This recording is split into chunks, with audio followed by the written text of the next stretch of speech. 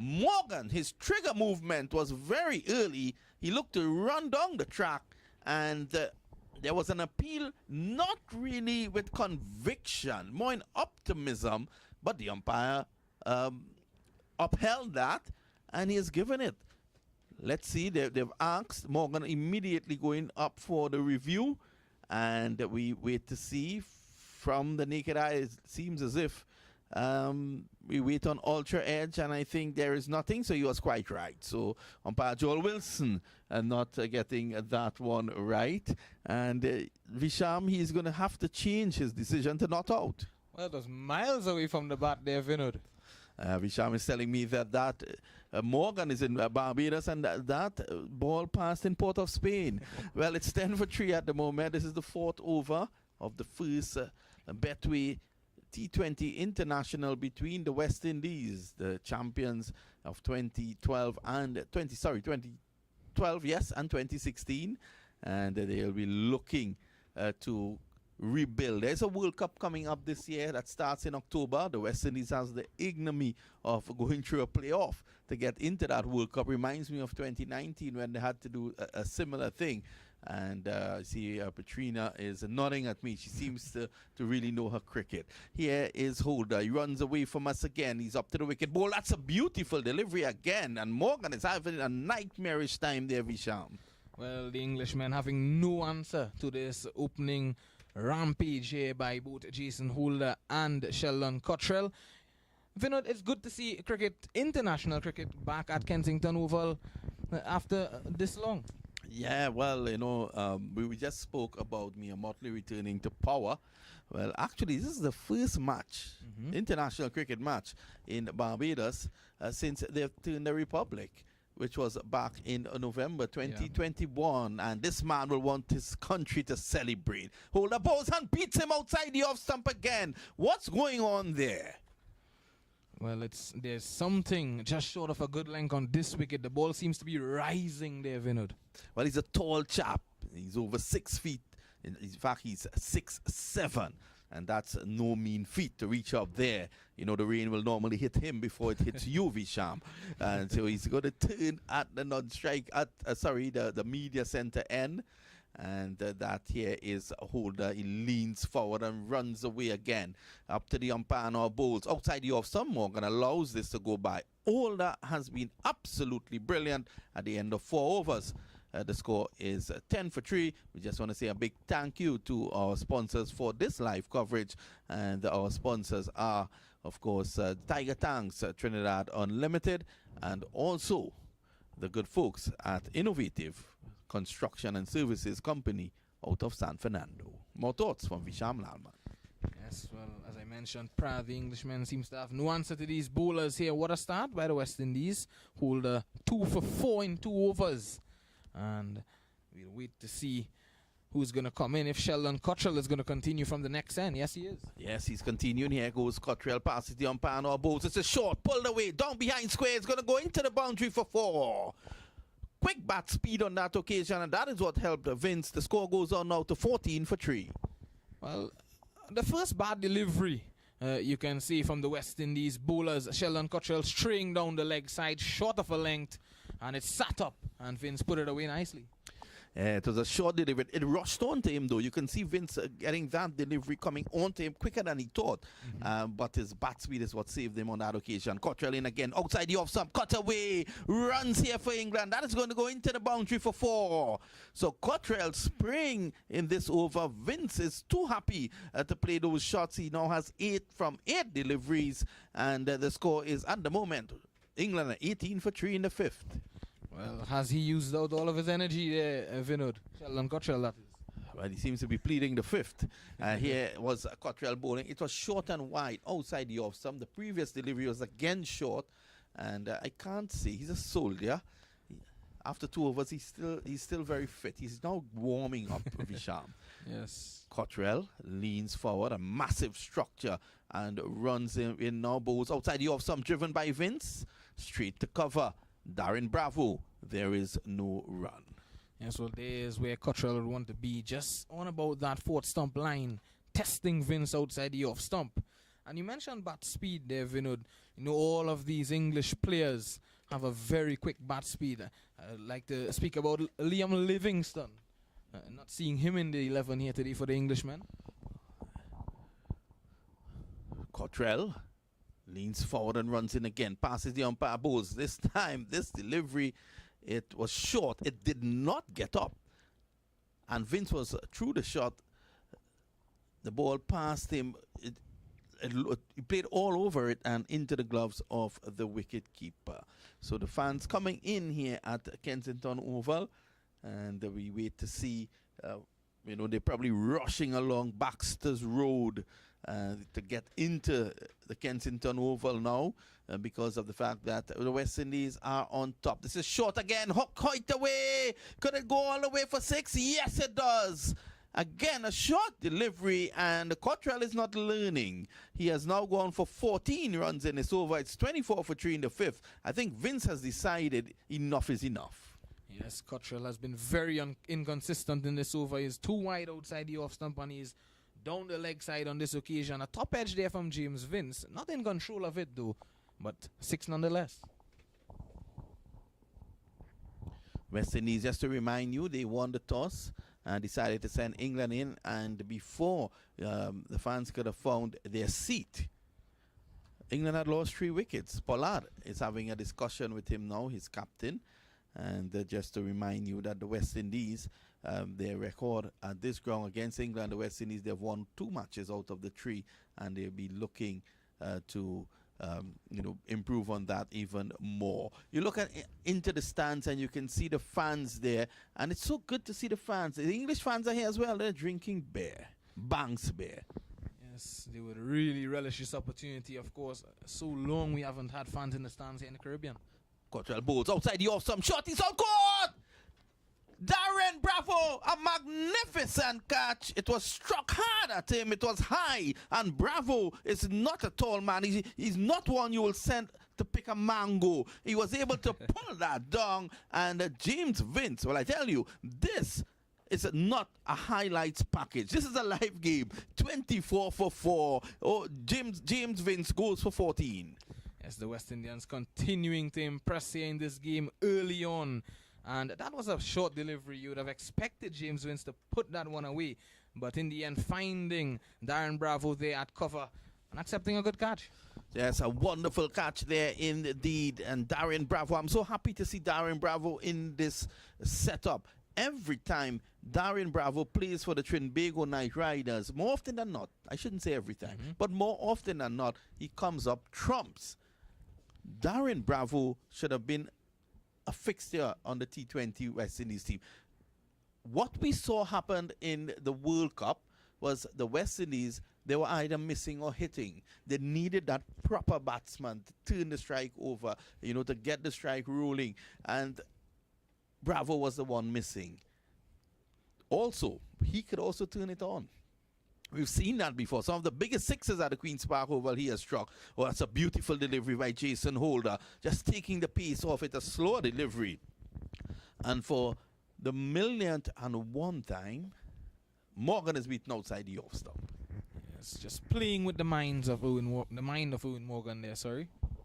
So if you're coming down Broad Street, hustle down, you could miss this match. It's 24 for 4. I want to say good evening to David Harris out there in Barbados. He's covering the match, and he is, of course, doing all that for Crickscope, the daily cricket newspaper that is now out in Trinidad and Tobago, and of course the world. At the moment, 24 for 4. So the scorecard reads like my telephone number, 6414000. Well, well, Vino, that's a very interesting phone number, but the man coming to the crease is Sam Billings. And speaking about interesting, talk about that. Tell me about Sam Billings. He had a very interesting. Yeah, it's Holder back of a leg, and it's just a little left of first slip. Pooran throwing himself as if he were in Maracas Bay before 2 p.m. And that one goes down to third man. It's now 25 for 4. This is the 6th over, the last of the power play. Tell us a bit about your good friend Billings. Well, Billings, a very action-packed travel procedure. He left Brisbane when he got called up for England's side for the Ashes. He drove 9 hours, 500 kilometers to get to Hobart. And then after the Ashes, the only man traveling to the Caribbean for this tour was Sam Billings. He 15,000 kilometers, 4 flights. Wow, and a good few PCR tests. You must get that. Well, Sam Billings seems to be a man who likes to move by himself. Here's Holder. He leans forward and runs in rhythmic approach. Passes the umpire, now bowls outside the off stump. And this one evades a first slip in Pooran, goes down to third man. And the dynamite, the pocket dynamite down there returns the ball to the wicketkeeper. And we'll be seeing a bit of him a little later on. The Jamaican, we call him Fishhead in Trinidad. You know, he played for the TNT Red Force, wonderful chap. And of course, we'll be seeing him very soon in action. Here is Holder. He runs away from us again, passes the umpire, bowls outside the off stump, and Morgan cuts at that, misses for the umpteenth time. I'm beginning to wonder if he's batting with a donut. Well, I think Morgan here, Vinod, is missing a trick. I think he would rather be on the front foot because he's playing on the back foot. So some of these deliveries from Jason Holder. If he's on the front foot, I think he would negotiate these deliveries better. Yeah, well, he's looking to play in that massive area from point down to third man is very fine. So he's looking to benefit. So he's looking to benefit in that area. He's looking to stay on the back foot and play late. But he's missing more often than not. The fans really streaming in, and the English fans, they have been here very early. So they're enjoying the action. And Owen Morgan, the man who lifted the World Cup in 2019, beaten outside the off stump, slower delivery. So it seems as if Morgan is going to dream Jason Holder tonight. Morgan continues to smile. 26 for 4 after 6 overs. How do you assess that power play? Well, it was certainly won by the West Indians, I can tell you that. And the Englishmen, 4 wickets lost already. And that's not a good sign heading into this game. And it's not a good sign as well. Reason being, this is an important series for both teams. Because you would think that these two teams, the West Indies and England, they are both rebuilding their T20 team, more so the entire white ball setup, the West Indians and the Englishmen. So I'd say this is an important series, and I'm really excited to see how both these teams go in this series. Well, we're going to see from the Trinidad and Tobago left-arm orthodox spinner Akeal Hussain, 14 matches. He has taken 7 wickets at an economy of 7, an average of 34. You'll want to bring that economy rate down a bit. In fact, more than a bit. But he has performed well. He was one of the bright lights in an otherwise dismal and dark World Cup for the West Indies. So he'll want to continue to build. There's a World Cup coming up in October down in Australia. And of course, this is where it all starts. Akeal Hussain, he's going to take up the attack now, and he's bowling from the 3W's end. In fact, that's the Jewel Garner's end. He's back on the back foot and drives down to the sweeper's position. They take 1. That's all they're going to get, as that was a bit short. And on that occasion, Billings was on the back foot, the man who loves to move by himself, Sam Billings. Yes, and speaking about spinners, Mr. Vinod, sorry. We saw that Ruston Chase, he was left out of the setup for the West Indians. He had a good CPL. He had a good CPL. He was used very late in the World Cup. Didn't do himself too badly there as well. But, you know, his form was not all that great in the Island Series, just leading up to this T20 tournament. This is Morgan looks to play a reverse sweep, and he does it successfully. Just can't seem to beat the field. He has 1 of 12 deliveries, and it's 27 for 4. This is over number 7.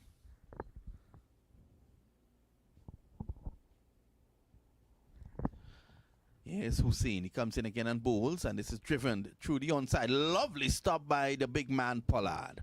Just moving briskly at a shortish mid-on, and he's able to stop that. and there is no run. The West Indies team, all of a sudden, they're looking like a well-oiled unit. Akil Hussain, the man from Lavanti in Trinidad, one of the bright lights out of Lavanti, goes in now and bowls down the leg side, and a quick bit of foot work there by wicketkeeper Hope, and the score remains 28 for 4.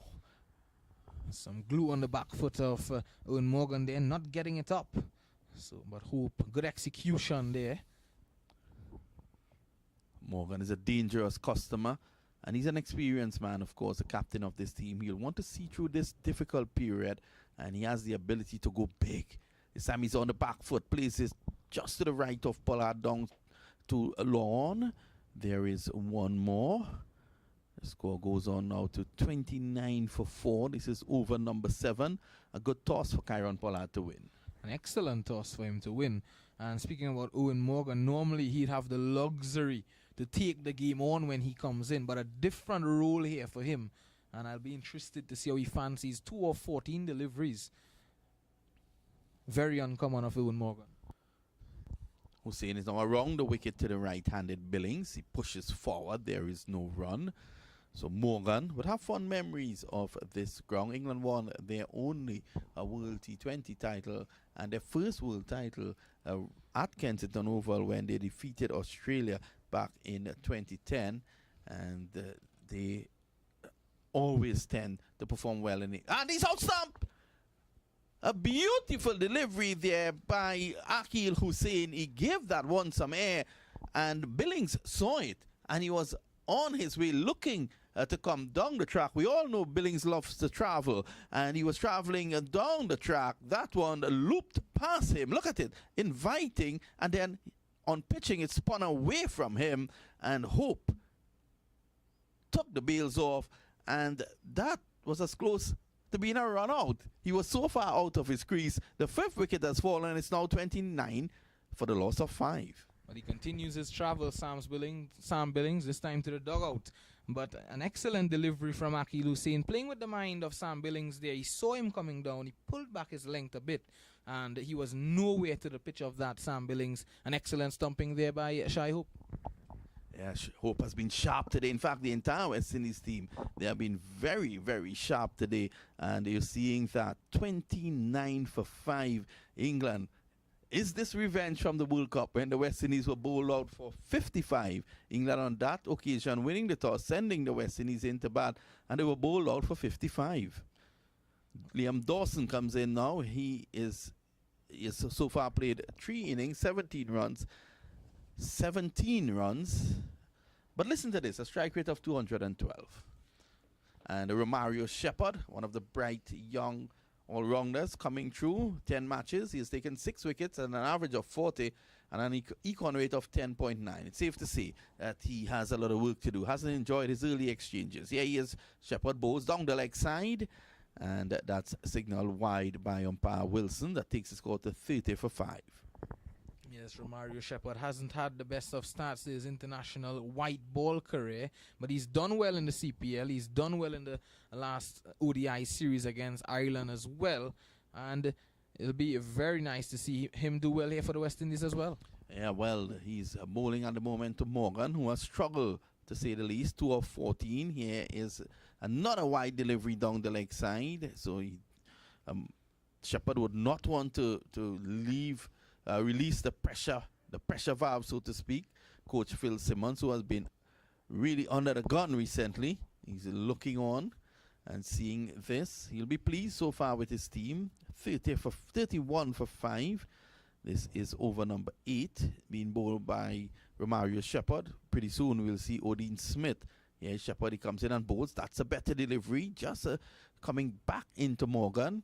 Morgan taking the pace off and gets a single to a shortish mid-off. So that's one more.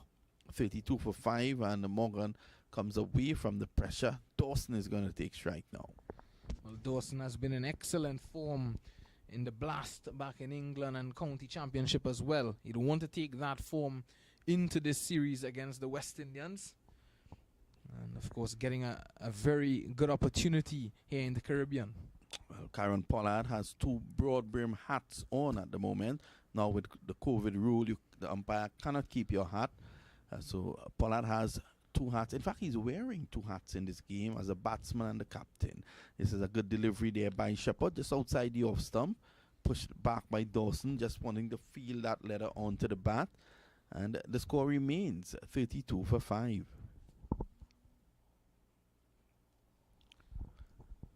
Yes, and of course, excellent start. We continue to mention that Vinod and Jason Holder, Sheldon Cottrell has really proven to be a fruit in this game already for the West Indians.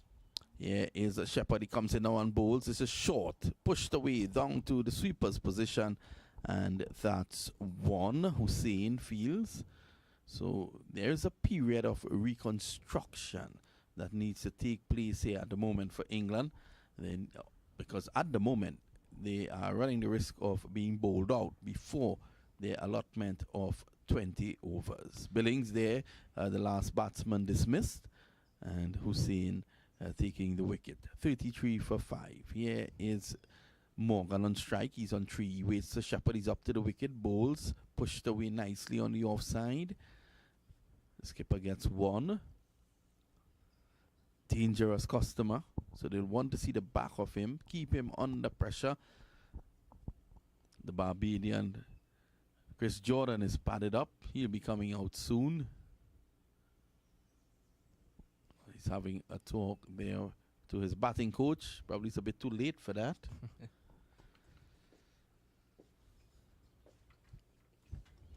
Here Shepherd runs away, bowls outside the off stump, pushed away to Pollard. There is no run. Dawson, he remains on 1. 1 delivery to go in this over. This is over number 8. And you're listening to this live coverage. Good to see Tiger Tanks Limited and also Innovative Construction and Services Limited out of San Fernando. Was some construction needed or some reconstruction needed here for the Englishmen? Well, England can do with them at the moment. Here is Shepherd. He goes in now on bowls, and this is a bit too straight. Whipped away to mid-on. Holder is there. There is no run. And it's the end of the over. Good comeback after 2 wides of the first 2 deliveries. And after 8, more thoughts from Visham Lalmad with England tottering on 34 for 5. Yeah, so just looking at the bowling thus far for the West Indies, Sheldon Cottrell 2 for 20 in 3 overs. Jason Holder 2 for 6 in his 3. Akil Hussain has bowled 1. He's gotten 1 wicket for 3 runs. And Romario Shepherd, who's just bowled the 8th over, he has just conceded some 5 runs in that over. Coming back well after bowling 2 wides in his first set of deliveries. And a very tricky period here for the Englishman. Different roles for both Liam Dawson and Eoin Morgan. This time, Eoin Morgan, he need to play a very sedate role. He need to take his time here, Eoin Morgan, as well as Liam Dawson. Well, he needs to play a captain's knock. Here is Hussain. He bowls to him down the leg side. They play it away down behind square. Jason Holder is at a short backward square fields, and there is no run. So this is a wonderful start by the West Indies. They'll want to keep the pressure on. The track has been a bit too paced so far. Here's Hussain. He comes in again and bowls. Whipped away. Lovely stop by Karen Pollard. He has been brilliant in that position at short mid-wicket. And there is no run. Hussain tosses the ball from hand to hand. And here he is. Just a couple steps up to the wicket. Bowls. Morgan is back. Plays it to Pollard. There is no run. So far, Hussain has bowled 9 deliveries and he's conceded just 3 runs. Yes, he's backing up the opening spell, or the opening burst, I would say, very well.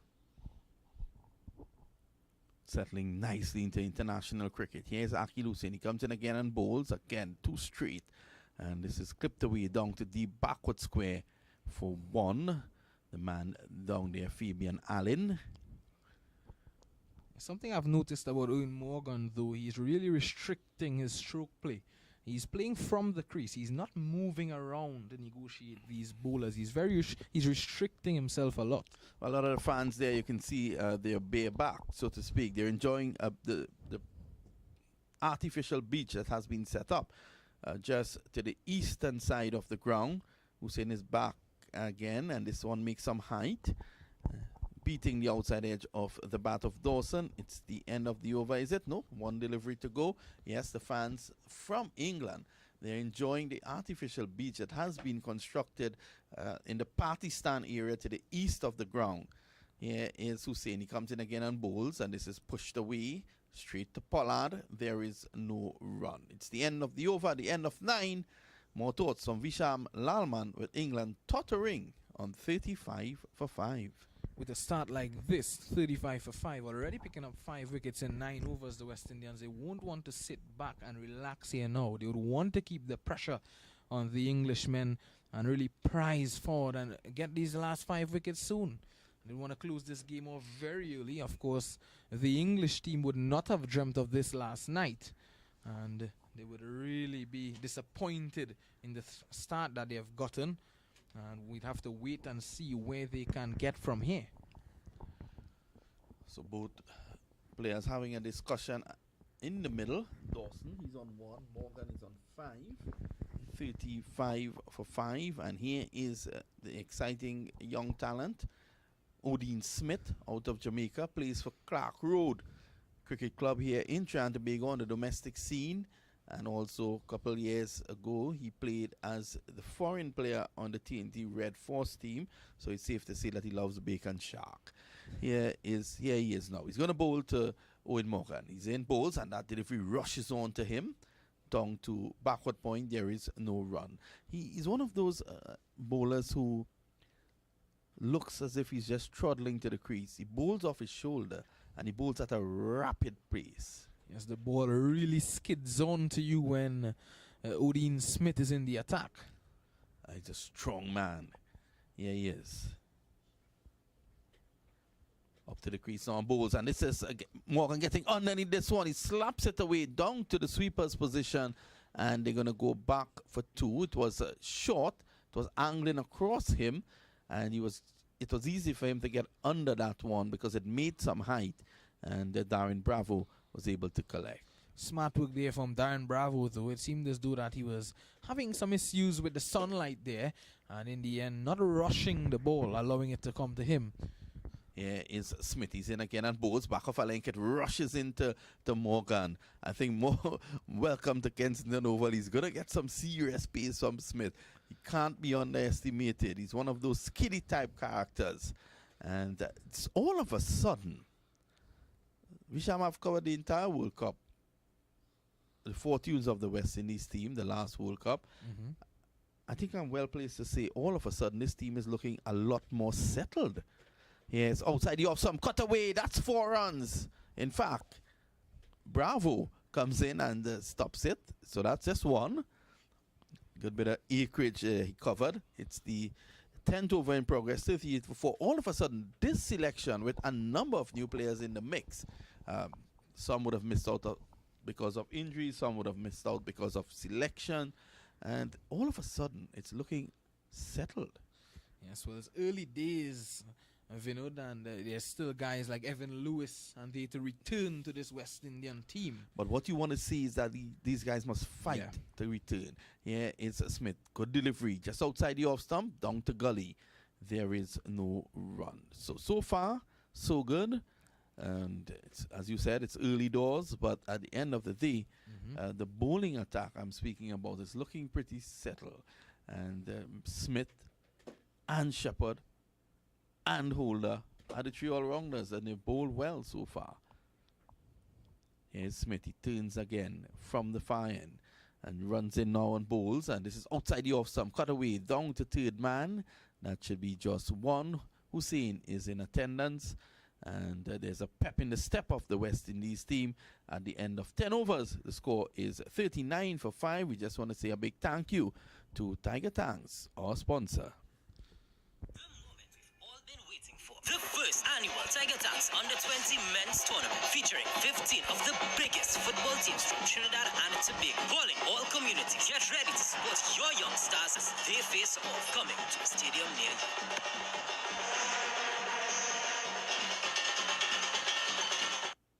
I want to say thank you to Tiger Tanks for their kind support of this coverage, also innovative, and the Construction Company Limited. And at the moment, the score is 39 for 5 after 10. How do you read that first passage of play?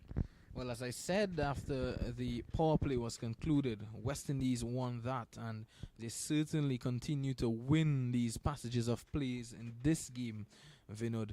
And excellent display of bowling, and they were backed up in the bowlers were backed up in the field by the fielders, and they were good. They had good energy in the field as well. The West Indians, there's a pep in their step in this game. A good start to the series for them. Yeah, definitely a good start. You know, you want to run out the block, so to speak, in a series where you're playing at home. You have 5 matches. You want to put the opposition under some pressure.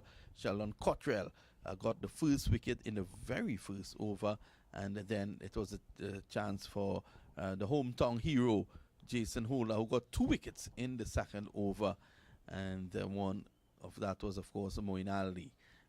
There was also another wicket for Cottrell, so both opening bowlers with 2 apiece, and then the left-arm orthodox spinner Inakil Hussain getting rid of your good friend Billings. So at the moment, after 10, it's 39 for 5. Cottrell 3 overs, 2 for 20. Holder 3 overs, 2 for 6. Listen to that. Hussain 2 overs, 1 for 4. Brilliant. Shepherd the 1 over for 5, and Smith the 1 over for 4. These guys have been absolutely on point. So stay tuned. We want to say again a big thank you to our sponsors, Innovative Construction Services Limited, and of course Tiger Tanks. The moment we've all been waiting for. The first annual Tiger Tanks Under 20 Men's Tournament, featuring 15 of the biggest football teams from Trinidad and Tobago. Calling all communities, get ready to support your young stars as they face off, coming to a stadium near you.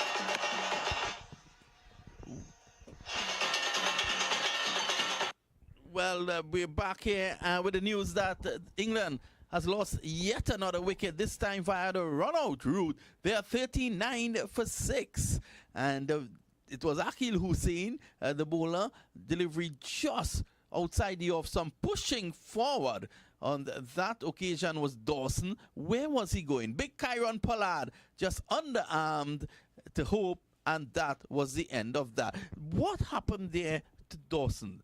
Tell me, he leaves the arena having scored 2 of 9 deliveries, and 2 massive Trinidad and Tobago flags greet him as he walks off the arena. Tell me, what happened there, Vishal? Well, I cannot understand why Liam Dawson was looking for a run there. That one was hit straight to Kyron Pollard at short cover. He was very close in, and in the end, Dawson leaving home too early. Well, Pollard was actually just lurking. He pushed it. I think it was just a lapse in his thinking. He was probably thinking about Browns Beach, which is very close by to Kensington Oval, and he probably has, wants to enjoy some sunlight at the beach this evening. The way England are going, that may well happen. They are now 39 for 6, and all of a sudden, Barbados' Jordan comes into bat for England. Chris Jordan, he's there now. Here is Hussain around the wicket. He bowls to Jordan. He's back and shows him the maker of the bat. And this is the first Betway T20 international match. Hussain in his second over, he has been absolutely brilliant. 1 for 4. This is his third over, in fact. Morgan is on 8. He has seen all the carnage at the other end. Here is Hussain. He comes in on bowls. This is driven away down to long on. And Jordan is up and running. Score now 40 for 6. Well, Jordan and Morgan, 2 of the really last recognized batsmen for the Englishmen. The batsmen to follow Adil Rashid, Saqib Mahmood, and Timal Mills. Well, you don't want to put your money on that England low order. Here is Hussain. He's in now to over the wicket. Bowls to Morgan. Pulls this away down to long on. Cottrell is there. He gets 1 more. I'm still trying to wrap my mind around the dismissal of Dawson. It's, he pushed it to one of the best fielders in the world to make things worse. And he just took off. It's as if, he wanted to just get out of here. And Pollard was always always too happy to help. He's a helpful guy, Kyron Pollard. There was no single on show there, and no single available. Holder has now moved into the first slip position, and here is Hussein. He comes in on bowls. This is short, but just pushed away off the back foot there by Chris Jordan, of course, with Barbadian heritage. Fighting for the old enemy. Here's Hussein again. Just a couple steps around the wicket bowls. This time doing the right thing. Jordan coming forward. You know, give Jordan credit. Since coming in, he's batting at number 8. And, you know, he's showing up some of the earlier batsmen. He's actually, you know, using his feet nicely. Yes, and yet, yes, it's T20 cricket, but the situation requires him to play this role, and he's looking solid. Yeah, you know, he will want to stay there with his captain, you know, look to take it, you know, down to around 17 overs, which means they will have to bat for another 6 together, play sensible cricket, and then hopefully look to explode in the end. You know, you're not going to get a big score from this position. It's 41 for 6 after 11, but, you know, there's time to still make a fist of it. And England bowlers will fancy bowling on this track as well. Here is Shepherd. He's in now on bowls, driven by Morgan for 4. In fact, it has just been pulled up. Will they review this? As Brandon King was giving chase. And no, umpire seems happy with it. Morgan is into double figures. Yes, and who better to have than Owen Morgan at the crease at the moment, the most senior of the English players. And you spoke about the 2010 world title that they won. He's the only guy that's remained on the team since then. Well, here Shepherd is in now on bowls to Morgan. He's bat and pad close together, pushes it again to Pollard, who is in the action all the time, marshalling his troops like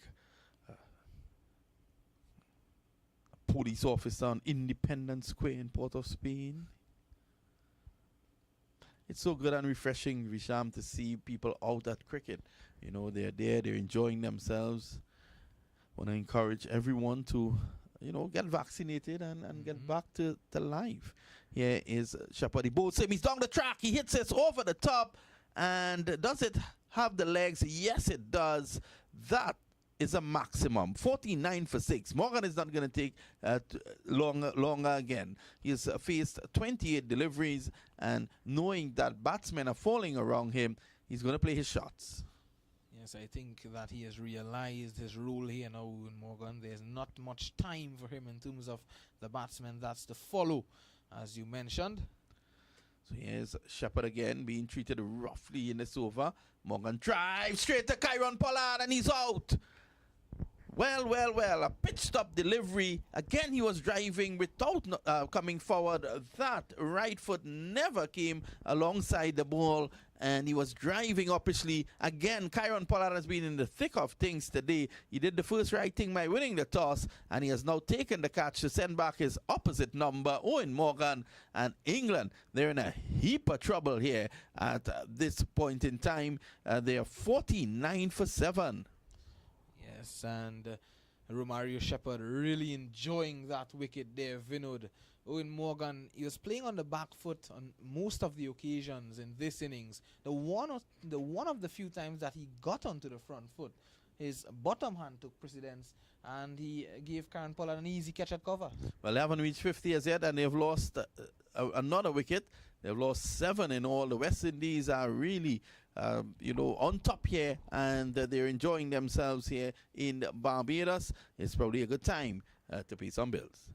The moment we've all been waiting for. The first annual Tiger Tax Under 20 Men's Tournament, featuring 15 of the biggest football teams from Trinidad and Tobago. Calling all communities. Get ready to support your young stars as they face off, coming to a stadium near you. Shepherd continues now, and this delivery is just outside the off stump, pushed away by Adil Rashid, the leg spinner. I think what got Morgan confused as well, and what helped in his dismissal, was the fact that that was a slow delivery, and just running his fingers across the seam on that occasion. Romario Shepherd showing his wares. Here he is again, 1 for 13. He comes in now, bowls, and this is a delivery that squares up Adil Rashid, just on and about the off stump. There is no run. England players, they're looking shell-shocked at the moment after being sent into bat. They're 49 for 7. Yes, it's normally very difficult to get out of a hole like this, Vinod. And Jason Roy, he was dismissed for 6. Tom Banton, 4. James Vince, 14. Moeen Ali for a golden duck. Owen Morgan, 17. Sam Billings, Liam Dawson, 2. Chris Jordan, he's on 1. And Adil Rashid, he's yet to score. And the West Indies bowlers, they've really been brilliant, absolutely brilliant. They've been disciplined. Hasn't been anything too spectacular, but discipline. You've seen disciplined bowling. It has created the results. The fielding has been absolutely brilliant by the West Indies. Hope behind the stumps has also been magnificent. 49 for 7. Akhil Hussain, 3 overs, 1 for 6, is going to continue. Here he is. He bowls, and this delivery beats the edge of a probing bat of Chris Jordan. And there is no run. Yes, I was speaking earlier on about the West Indies bowlers. They have been as tight as the world economy. Yes, as tight as the world economy indeed, and the fielders as well complementing these bowlers pretty well. Brilliant run out, a brilliant catch, a couple of brilliant catches, and all of a sudden, West Indies cricket is looking great. Here is Hussain. He bowls same, and Jordan hits it down the ground. It's going to go into the stands for 6. So, Chris Jordan exercising his limbs there, and that's 6 runs. Over pitch though on that occasion, and Hussain will want to pull it back a couple inches. Yes, well, Chris Jordan will know all about the Kensington Oval, born in Barbados, and how good it will feel to hit a maximum here at the Kensington Oval in front of the home fans. Well, the home fans may well be the English fans who have traveled. Yeah. Normally what transpires, and what I've noticed over the last few years, is that when England plays at Kensington Oval, it's basically a home game for them because the number of fans that come into Barbados, whether they fly Virgin or they come through the various cruises, the fans, England always have massive support in Barbados. It's great for the Barbadian economy. And here is Hussain. He's in his final over, 1 for 12. Just the one bad delivery. This time it's short. Pulled away by Jordan. More runs here for him. He's going to get 1. And he is now going to go back for 2. So all of a sudden, Jordan has decided that he's had enough. England are 57 for 7. Chris Jordan, the former Trinbago Knight Riders fast bowler, has to do it with the bat now for England. That's an excellent piece of work, from Nicholas Pooran on the boundary there. He hadn't had the best of times in the field against the Irish. But some excellent work there from him. Yes, Hussain, he bumps in and bowls to him. This is pushed away quietly on the offside. There is no run. So Jordan has his work cut out for him. This is over number 13 in progress.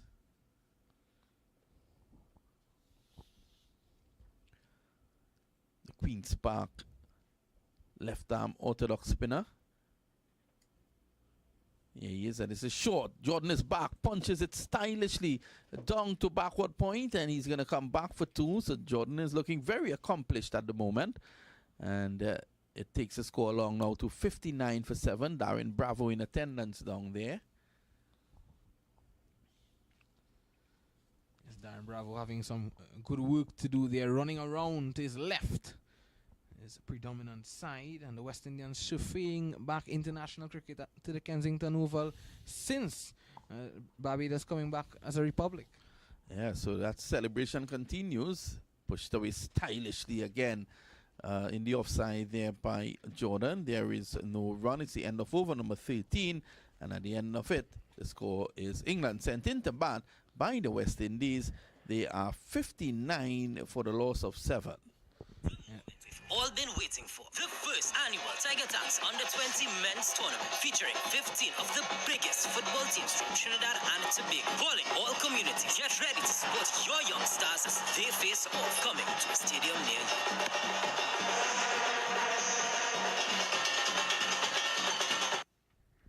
Well, this is the first T20 international between the West Indies and England at Kensington Oval.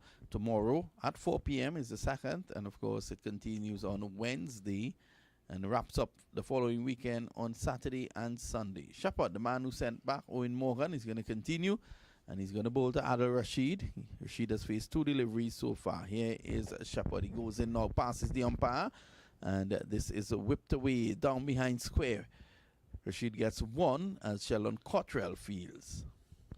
Adil Rashid is very capable with the bat. I can tell you that, Vinod, but there's a lot of work to do from here. Yeah, it's a lot of hard work. The West Indies will be looking to end this innings. They would not want England to bat through the 20 overs. Shepherd, the hard-hitting guy, and he's all-rounder. You can look at him. He's holding that ball cross-seam. Here he is now. He bowls. It's a short, pulled away, and into the boundary it goes. That's 6 runs. A short delivery, and rocking back on the back foot was Jordan into the boundary for 6. The score now goes on to 66 for 7. A terrific shot there from Chris Jordan. A short delivery, a quick one from Romario Shepherd. And he got under that nicely there, Chris Jordan. A welcome maximum for the English. Well, again, a short delivery not working out there for Shepherd. It was short and even wide. It was asked to be hit, and he obliged. Here is Shepherd again as he leaves the media center end, Tony Koja media center end, and this is beaten outside the off stump. A well pitched up delivery, but he was nowhere close to that one. He just drove at it and into the gloves of wicketkeeper Shea Hope. Well, it seems to be a slower delivery there, not rising at all, just keeping very low. It died on Shea Hope as it got to him at the back. Well, the West Indies have 5 games. They're preparing for the World Cup later this year. So they have 5 games, and I'm sure that there are a number of games lined up. They have 3 in India coming up as well. Yeah, Shepherd, that's a full toss, struck right back to him, and it was difficult. He was not able to hold on to it. It goes down to long off, and they get 1. That was hit ferociously there by Chris Jordan. That could have taken a finger out there, Mr. Mamchan. Yes, that was a rapid shot, and just putting his hands in the way. I think he will feel that a bit later on tonight. 67 for 7. This is over number 14 in progress. Shepherd starts and stops. He's trying to get things in the field right here before he runs in the bowl.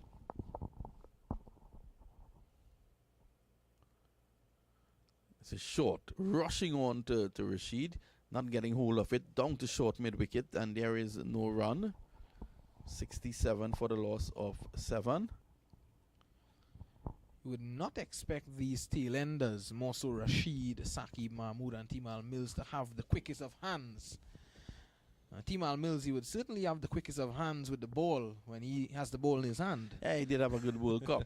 You know, he did enjoy the World Cup. Here is Shepherd, who was not at the World Cup. He runs away from us, bowls down the leg side, helped away, and Shepherd has been creamed on that occasion into the boundary for 4. So he's bowling waywardly now, and I think he's probably going to be pulled out of the attack after 3 overs, 1 for 25, and after 14, England are 71 for 7. Well, this is proving to be an excellent partnership for the Englishmen. The last over, Romario Shepherd conceding some 12 runs. So good work here by Chris Jordan and Adil Rashid. And that last delivery from Romario Shepherd was down the leg side. The good thing that Rashid did there, he did not try to overhit it. He just went with the angle and the pace, and it went down to fine leg for 4. Yeah, definitely, you know, just getting inside the line. You can look at the replays there. He was inside the line and just helped it along the way. And luckily there for Shepherd, that didn't go all the way for 6. Yes, but guess who's back into the attack? Well, the Soul is back. Sheldon Cottrell, he has 1 over to go. He had 3 up front and grabbed 2 wickets. This is a good move here by Kyron Pollard to get him back in. Let's see if he can break this mini partnership. 18 to Jordan, 5 to Rashid, And England has 71 for the loss of 7. Here is Cottrell. He goes in, passes the umpire, now bowls outside the off stump, beaten. Jordan just fanning the bat at that one, and Hope collects. Yes, well, Sheldon Cottrell continuing to angle the ball away from the right-hander. Chris Jordan this time standing in the crease, looking to play that one onto the offside, hanging his bat. Luckily for him, it didn't pick up the edge. So the current run rate, the English will get up to exactly 100 if they go at 6 and over 106, 8 and over 118, and 10 and over 129. If they can get up to 129, that'll definitely be something that their bowlers can work with. Here is Cottrell up to the wicket now, slow delivery, but very wide outside the off stump. And Jordan looks in amazement as it has not been called wide. Well, it seems very wide there, Vinod. Jordan just turning back and looking at his good friend, Share Hope, and they enjoyed a smile. Nothing to smile about there from Cottrell. 2 for 20s in his 4th over. He has been very good today. Up to the wicket now, bowls outside the off stump, driven over cover, and down to the sweeper's position where Darren Bravo is stationed, and they take 1. Yes, well, the ball seems to be following Darren Bravo already, and that was hit very hard there from Chris Jordan, but unluckily for him, it found the fielder.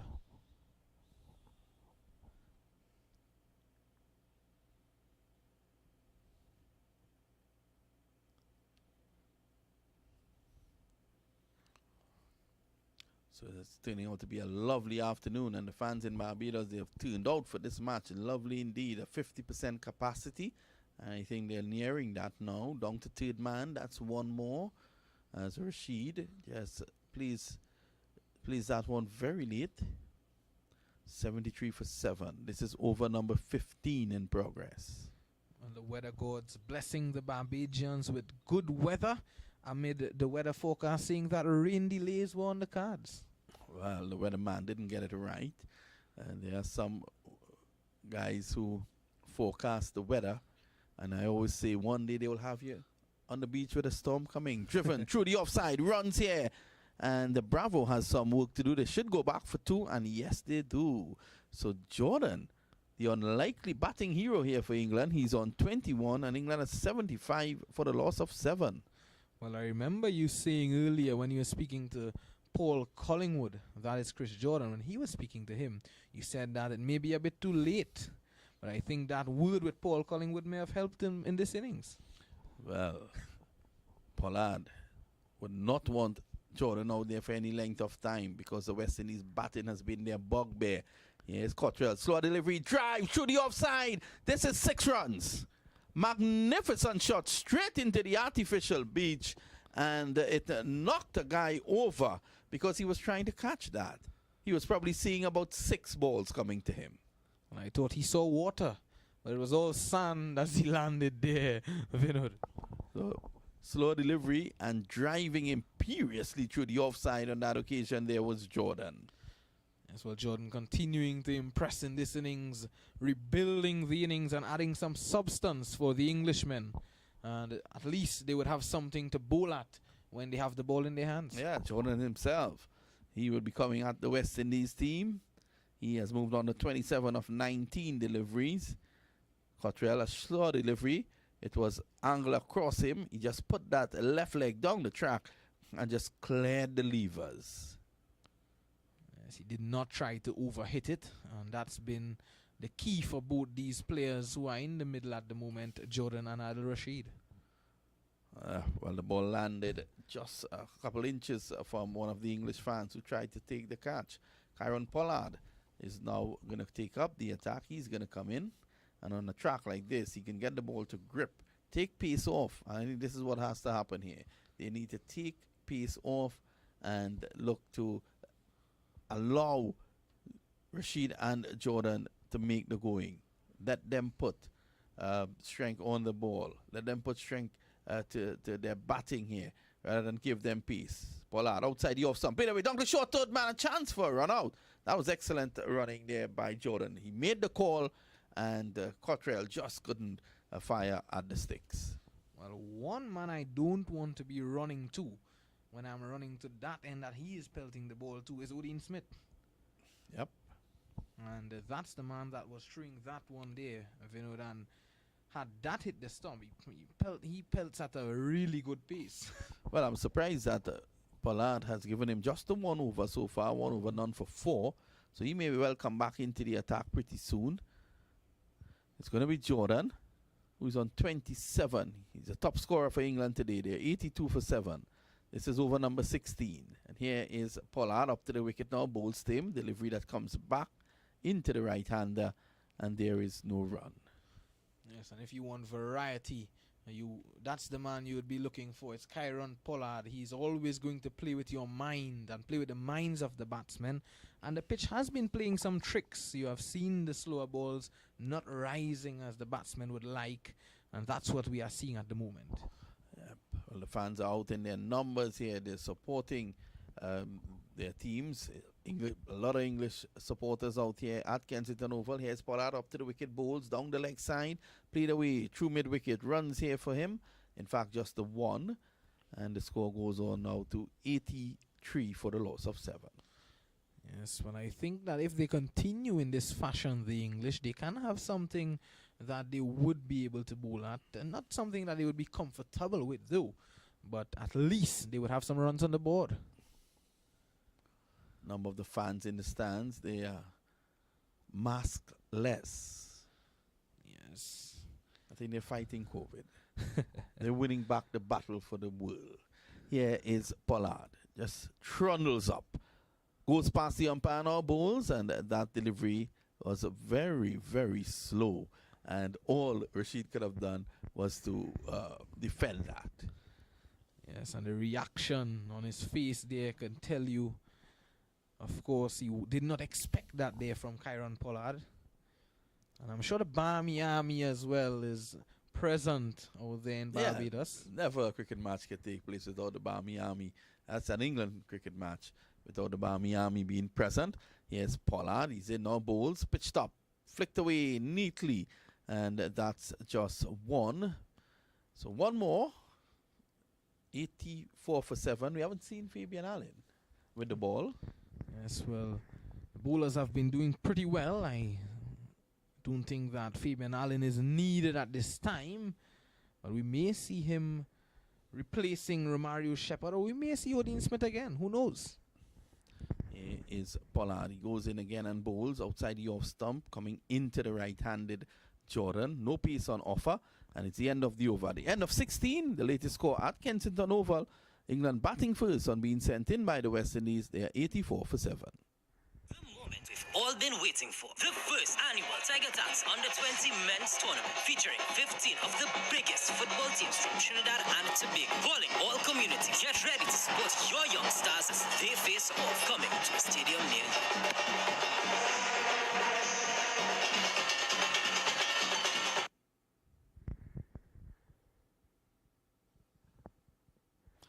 We're back here, and at the moment it's 84 for 7 after 16 overs, and the West Indies, there is some sort of resistance here towards the back end of the innings with Jordan and of course Adil Rashid, and just as we said earlier on, we haven't seen Fabian Allen, and he's going to come into the attack now.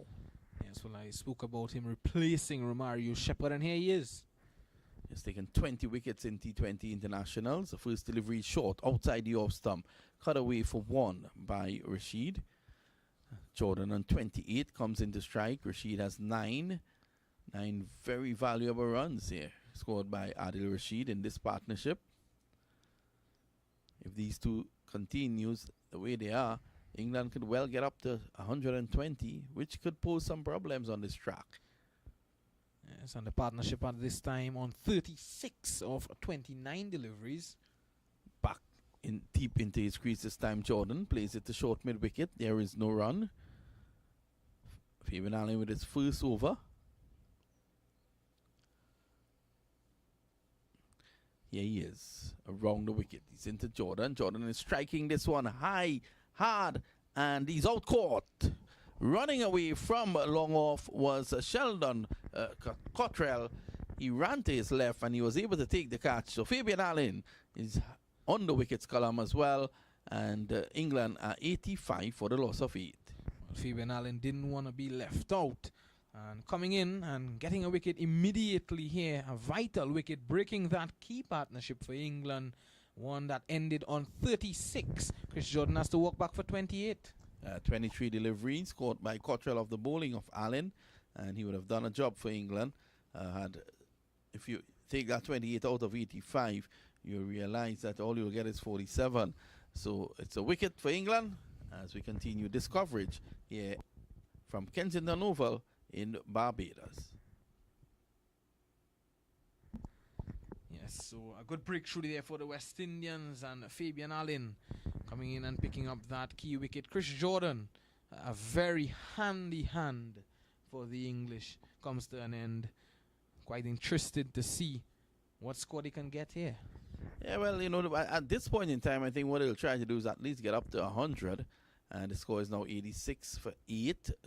Saqib Mahmood is the new batsman. 5 matches, 10 runs at an average of 10.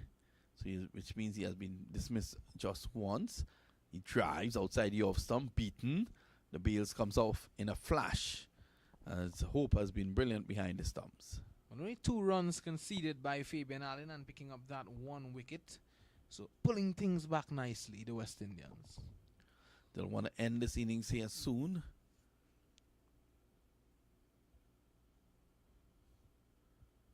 Here's Allen around the wicket. He comes into Mahmood. He's back into his crease. Plays it to the left of Kyron Pollard. And he's off and running.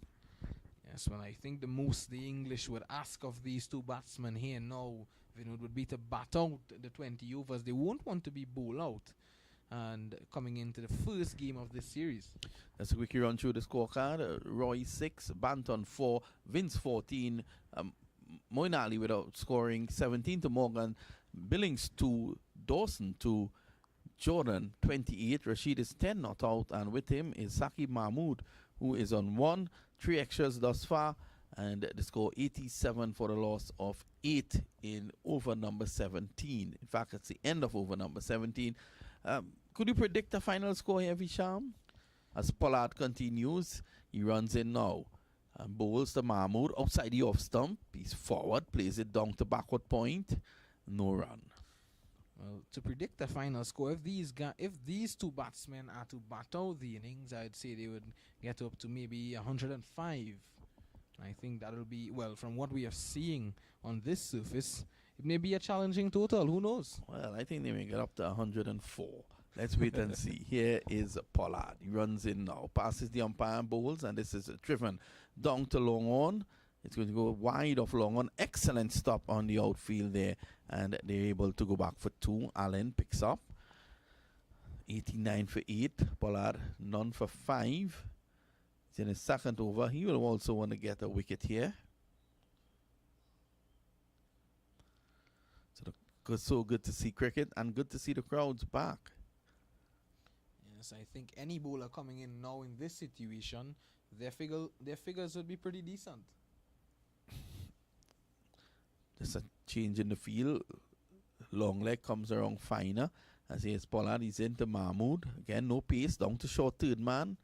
And Smith is there. So we've seen 17 good overs from the West Indies, and it's all about consistency. Ring of fielders on the offside. There is a short third man point, short cover, looking to prevent the single because Mahmood will be looking to put Rashid back on strike. Here he is, whipping this one down behind square. Gets 1. Bravo is there. That takes the score to 90 for 8. Yes, well, doing the right thing there, as you mentioned, the getting back the set man Adil Rashid on strike, and 10 of 11 deliveries Adil Rashid. He's playing a good hand as well. So Kyron Pollard has also come under some heat for the West Indies performances in white ball cricket. He'll need this win. This time, that's cheeky. pulling away and playing it very, very late. Had he played that later, Visham, he would have played it Sunday. And it goes into the boundary for 4. 94 for 8. A wry smile there on the face of Kieron Pollard. Look at it. A delivery just outside the off stump. He was back, very deep in his crease. He waited and waited and waited as if you were waiting on your salary. And it went down to third man into the boundary for 4. Smart cricket by Adil Rashid, who waited on it, as you mentioned. A short delivery, it was slow, and guided it nicely. Pollard is warning Mahmood. He's backing up too far. Not wanting to man-cad Mahmood. The headlines tomorrow would have read, Mahmood man-cadded. Pollard turns and goes back. We've seen 5 4s and 6 6s so far, and yet England are just 94. That's a quick single as it's pushed away on the onside. And it's the end of a good over from Kieron Pollard. He has bowled 2 overs, none for 11. At the end of over number 18, the latest score here, England, they are 95 for the loss of 8 wickets. The moment we've all been waiting for. The first annual Tiger Tax Under-20 Men's Tournament featuring 15 of the biggest football teams from Trinidad and Tobago. Calling all communities. Get ready to support your young stars as they face off, coming to a stadium near you.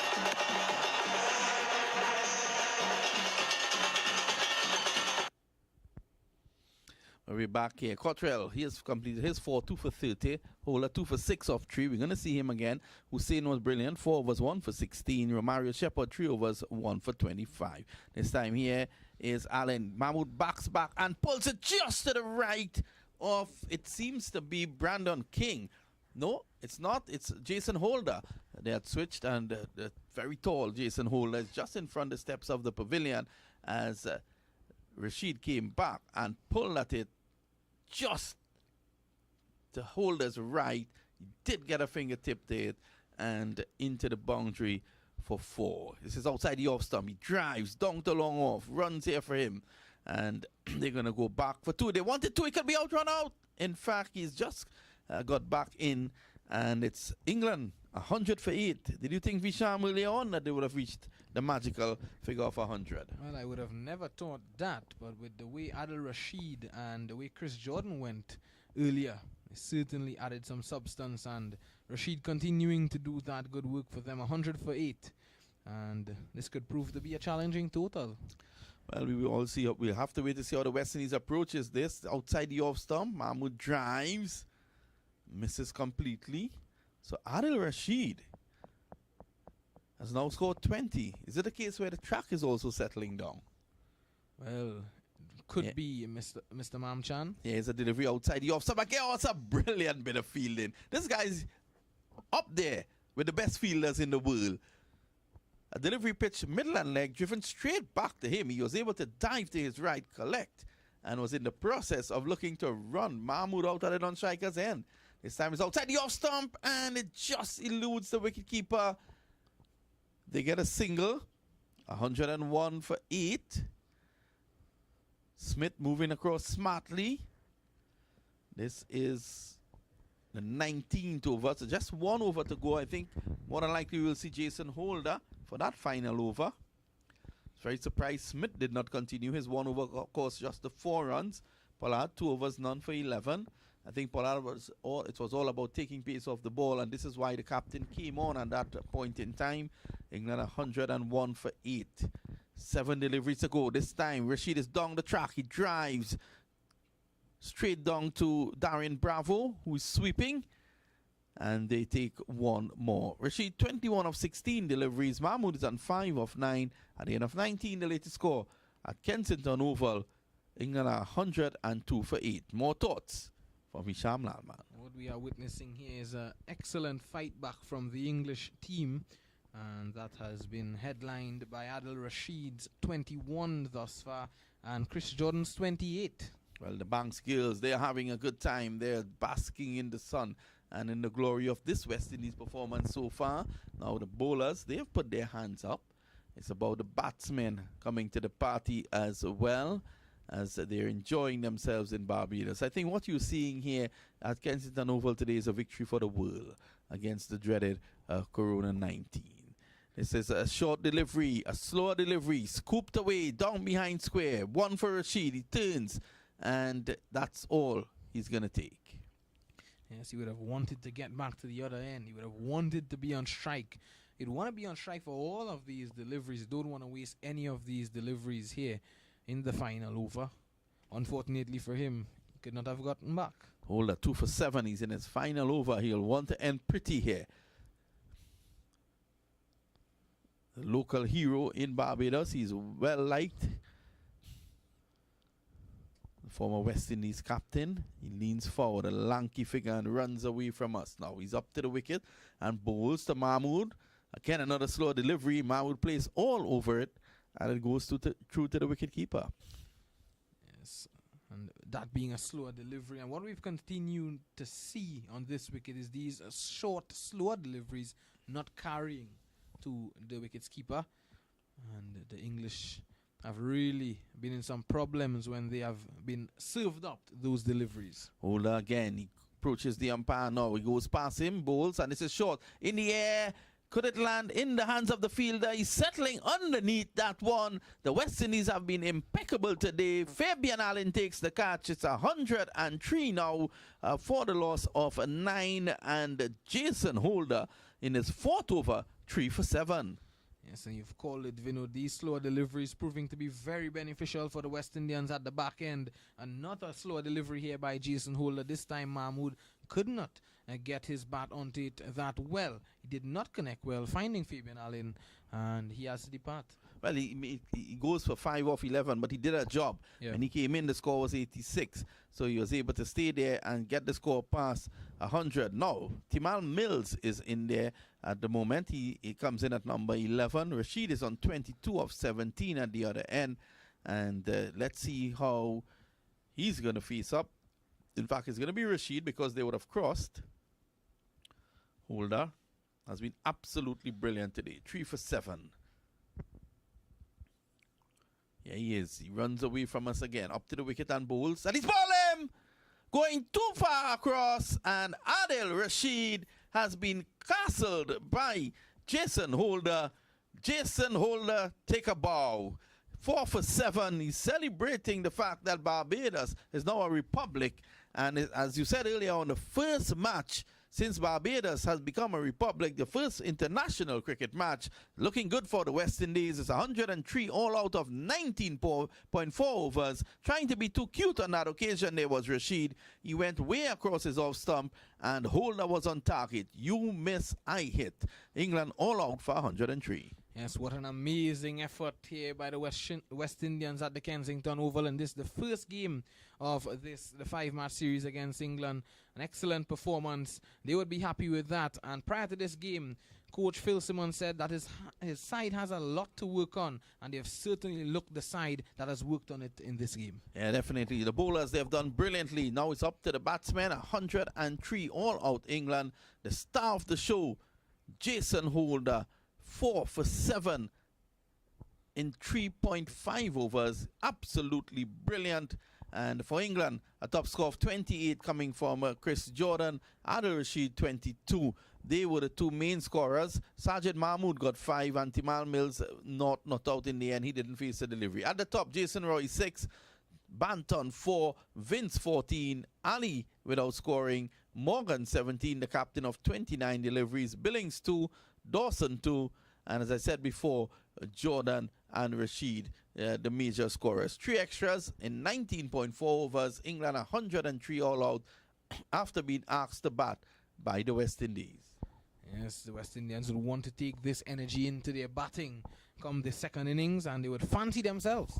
Well, the bowling, Cotterell 4 overs, 2 for 30. Listen to this, Jason Holder 3.4, 4 for 7. Akil Hussain 1 for 16 or 4. Romario Shepherd 3 overs, 1 for 25. Odean Smith, the 1 over for 4 runs. Kyron Pollard 2 overs, none for 11. And Fabian Allen 2 overs, 1 for 10. We're going to take a short break, and we should be back with you in less than 10 minutes time for the West Indies reply. Remember, they're chasing 104 to win this match.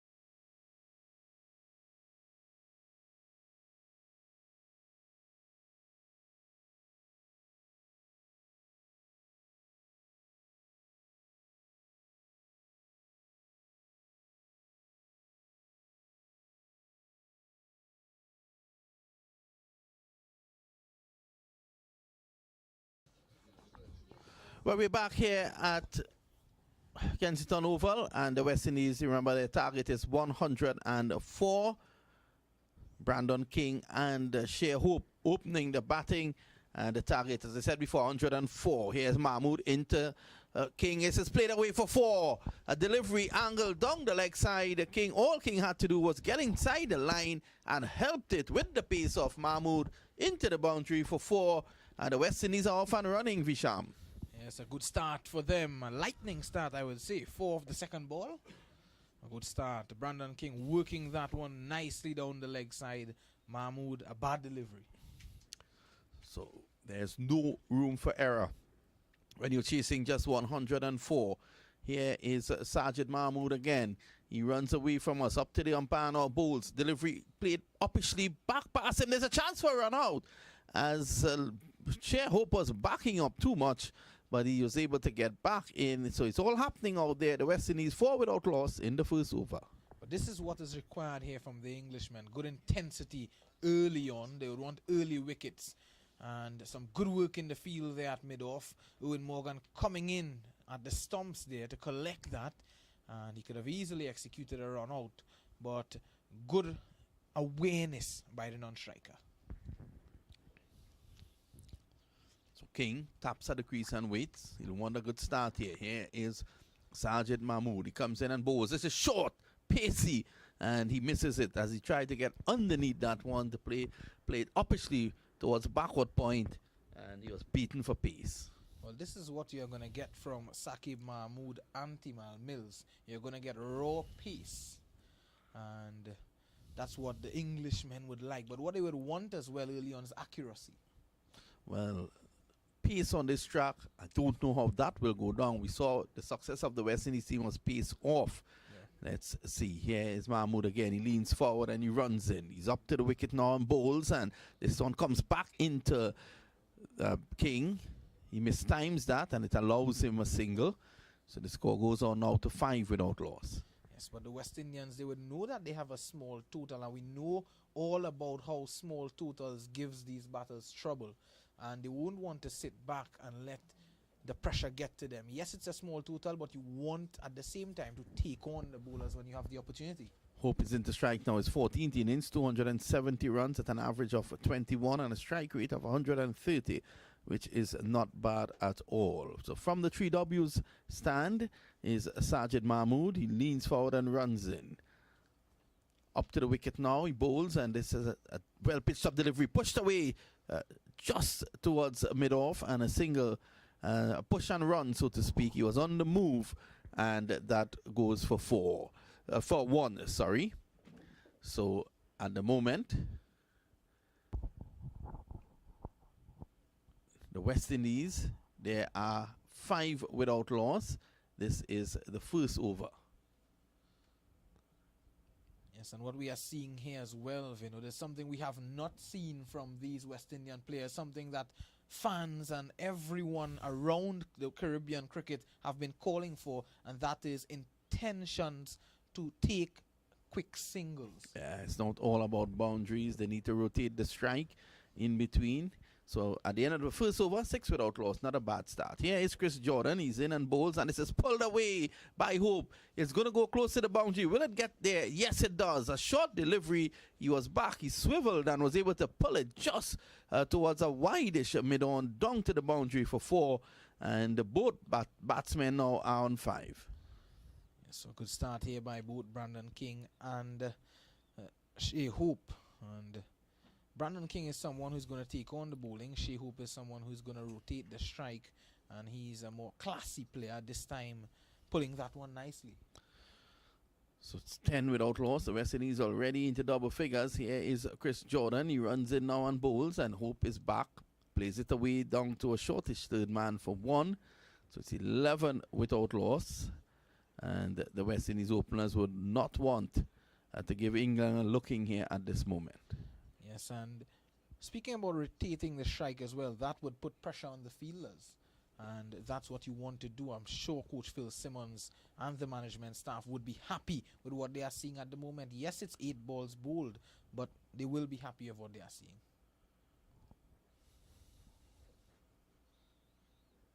King, the right-hander from Jamaica. As here is Jordan up to the wicket, bowls to him. Just back off a length, pushed away to cover. There is no run. Brandon King and Shea Hope, they look alike.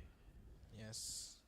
And I must say Brandon King, he has not had the best of starts to his international white ball career, but he has certainly done well of late.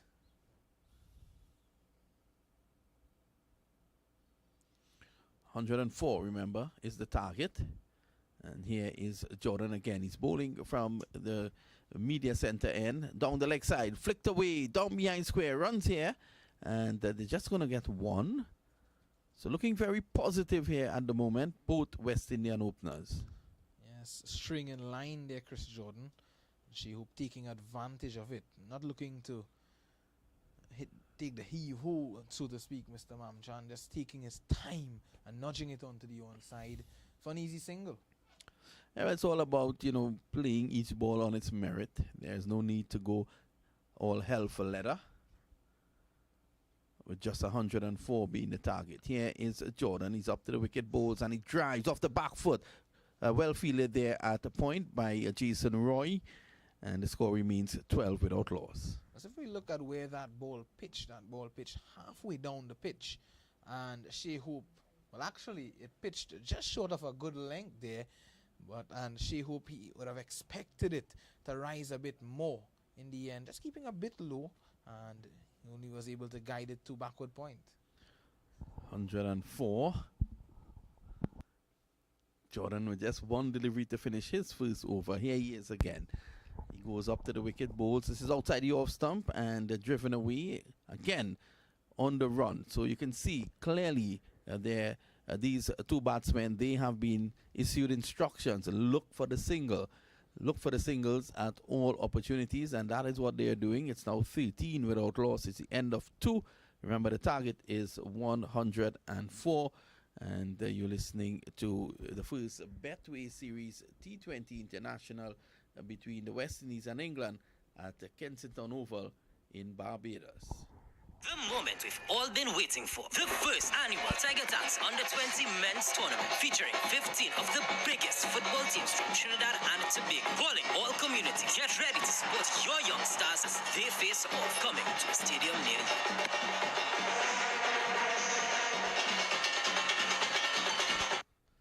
We're back here at Kensington Oval. Here's Sergeant Mahmoodi bowls. That's a Yorker. Very good delivery right up in the block hole, and Shea Hope just goes across and plays it back to him. Yes, his piece continues to be impressive. Excellent seam position as well there by Saqib Mahmood. Well, the West Indies bowled pretty well today, restricting England for 103 as Robin was just walked in the studio. He's smiling from ear to ear. And imagine Robin is having a bad hair day, and he's still enjoying this performance by the West Indies team. It tells you that when the West Indies team performs well, the world is a better place. Here is Sergeant Mahmood. He runs in now from the northern end. He bowls. This is flicked away in the air. Will it go all the way? With pace on it, it should? No. It just pitches like a golf strike, and they are going to come back for 2. So he was looking to use the pace to play on the onside. It took a leading edge and went high in the air. It could have brought down a Caribbean Airlines jet. What he did wrong there, Vinod, was that he did not go through with the shot. Just flicked his wrist. In the end, taking the top edge. Luckily for him, it did not go to hand. So 15 is now the score. So Sergeant Mahmood is not going to die wondering. He's in again, up to the wicket, bowls. Good delivery, playing across the line. And just a short mid-wicket there was Hope. And there is no run. So the fans are packed in at Kensington Oval, 50% capacity. I'm sure they are at that at this point in time. And it's good to see that fans are back out and looking at cricket. Yes, and I'm sure some of these fans would have relished the opportunity to see the West Indians do well in the first innings, dismissing the English team for 103. So it's going to be Mahmood again. He's making a change. The long leg is going a lot wider down to a deep backward square. And it's, I can't get over the fact of seeing fans at a cricket match. Here's Mahmood again. He bowls on the onside, clipped away, a beautiful shot. When I see shots like that, I normally leave the stadium, pay and come back in. That's into the boundary for 4. It's now 19 without loss. Yes, what a shot that was there from Shehoop. Stylishly flicked over that man there at mid-wicket, and it runs into the boundary for 4. Yes, a classy batsman, as Philo Wallace likes to say, the former West Indies opener. He said that he is so classy. He's like Harvey's Bristol cream, smooth down to the very last drop. 3 4s in the West Indies innings so far. As here is Mahmood. He's in and bowls, and that's a quick delivery. Angle into the right-handed Hope. Again, Hope has to be very careful. Hope has made time and time again a similar problem that the former West Indies wicketkeeper batsman Dinesh Ramdin does. He plays around that front pad, makes him a prime candidate for a leg before decision. Is it something with wicketkeeper batsmen? Well, I don't know, but that guy, there's a guy now in the stand who is showing a balancing act. So the fans are really getting into it. He has a huge box, and he's just balancing that on his head. Here is Mahmood. He's in again and bowls, and again that one angling and coming back into him. Hope just looking to play it in front of him, take the bottom hand. He took the bottom hand away, and it could have crashed onto the stumps. So at the end of 3, the West Indies are well on top here. They are 19 without loss. Yes, but looking to play with soft hands there, Shehoop. The ball rushing him in the end. Skiddy nature of Saqib Mahmood coming into play. And he could have easily been out there. He could have been on the bike. And luckily for him, a good start by the West Indians though, Brandon King and Shehoop. Yeah, the West Indies, they are looking very, very positive at the moment. 19 without loss. And at the moment, they're looking to get up to 104. I see the Sheriff is in tongue. So it's 104 the target. Jordan 28, Rashid 22, Morgan 17, and Vince 14 as England got up to 103. So it's going to be King to face, and this is when Visham, the challenge would come. You're going to see Adil Rashid, 69 matches, 74 wickets, at an average of 23, and an econ rate of 7.39. Yeah, so we've seen the pitch playing some tricks, and I really enjoy this decision here by Owen Morgan to introduce spin this early on in this innings. This could prove to be a vital passage of play here for the English. Here's Rashid. He comes in on bowls and driving this one straight down the ground. He's going to get 1. Rashid dives, can't stop it. So that's 1 more to Hope. Sorry to King, he's on 7. Brings Hope on strike. He is on 13. If I remember clearly, when the West Indians were bowled out for 55 in the last T20 World Cup in Dubai, it was Adil Rashid and Moeen Ali doing the damage. I want to say good afternoon to the president of Cricket West Indies, Ricky Scarrett, and of course the vice president, Kishore Shallow, Dr. Shallow. Here is a delivery on the leg side, looking to clip it away. Hope fails to make contact. The score remains 20 without loss. Well, you know, one has to admire the contribution of these two gentlemen, Scarrett and Shallow, in difficult financial times, and with COVID making it even more difficult. They have been able to keep West Indies cricket afloat. Here is Rashid. He comes in. It's a shot. He's back and pulls it away. He's going to get 1 down to a deep backward square, and that takes the score on to 21. Yes, Visham is, it's very difficult. The West Indies Cricket Board, of course, just recently they lost their major sponsor in Sandals Resorts. Sandals Resorts International would have taken a hit with the lockdown, and I'm sure that they will be back soon to help West Indies cricket. Off the back foot this time and punched away by King. There is no run.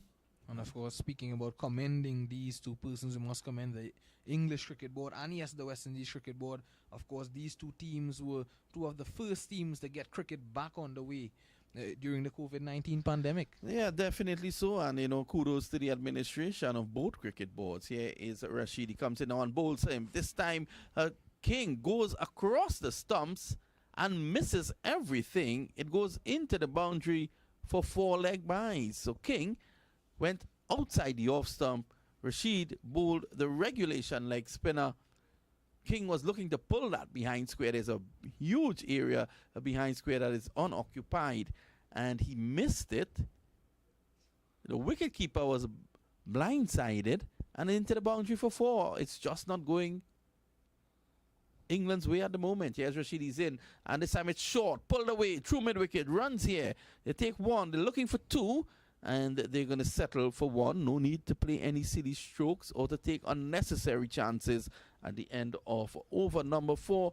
The latest score here at Kensington Oval, the West Indies chasing 104. They are 26 without loss. The moment we've all been waiting for. The first annual Tiger Tax Under-20 Men's Tournament, featuring 15 of the biggest football teams from Trinidad and Tobago. Calling all community, get ready to support your young stars as they face off, coming to a stadium near you.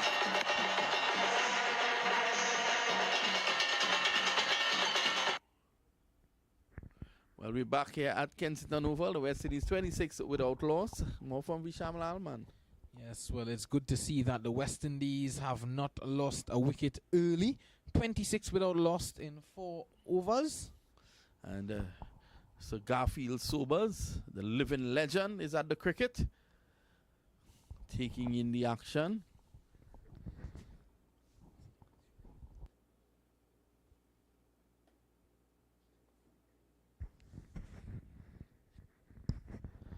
So it's going to be Liam Dawson. He's played 7 matches, taken 5 wickets at an average of 30 and an economy rate of 7.6 with a best of 3 for 27.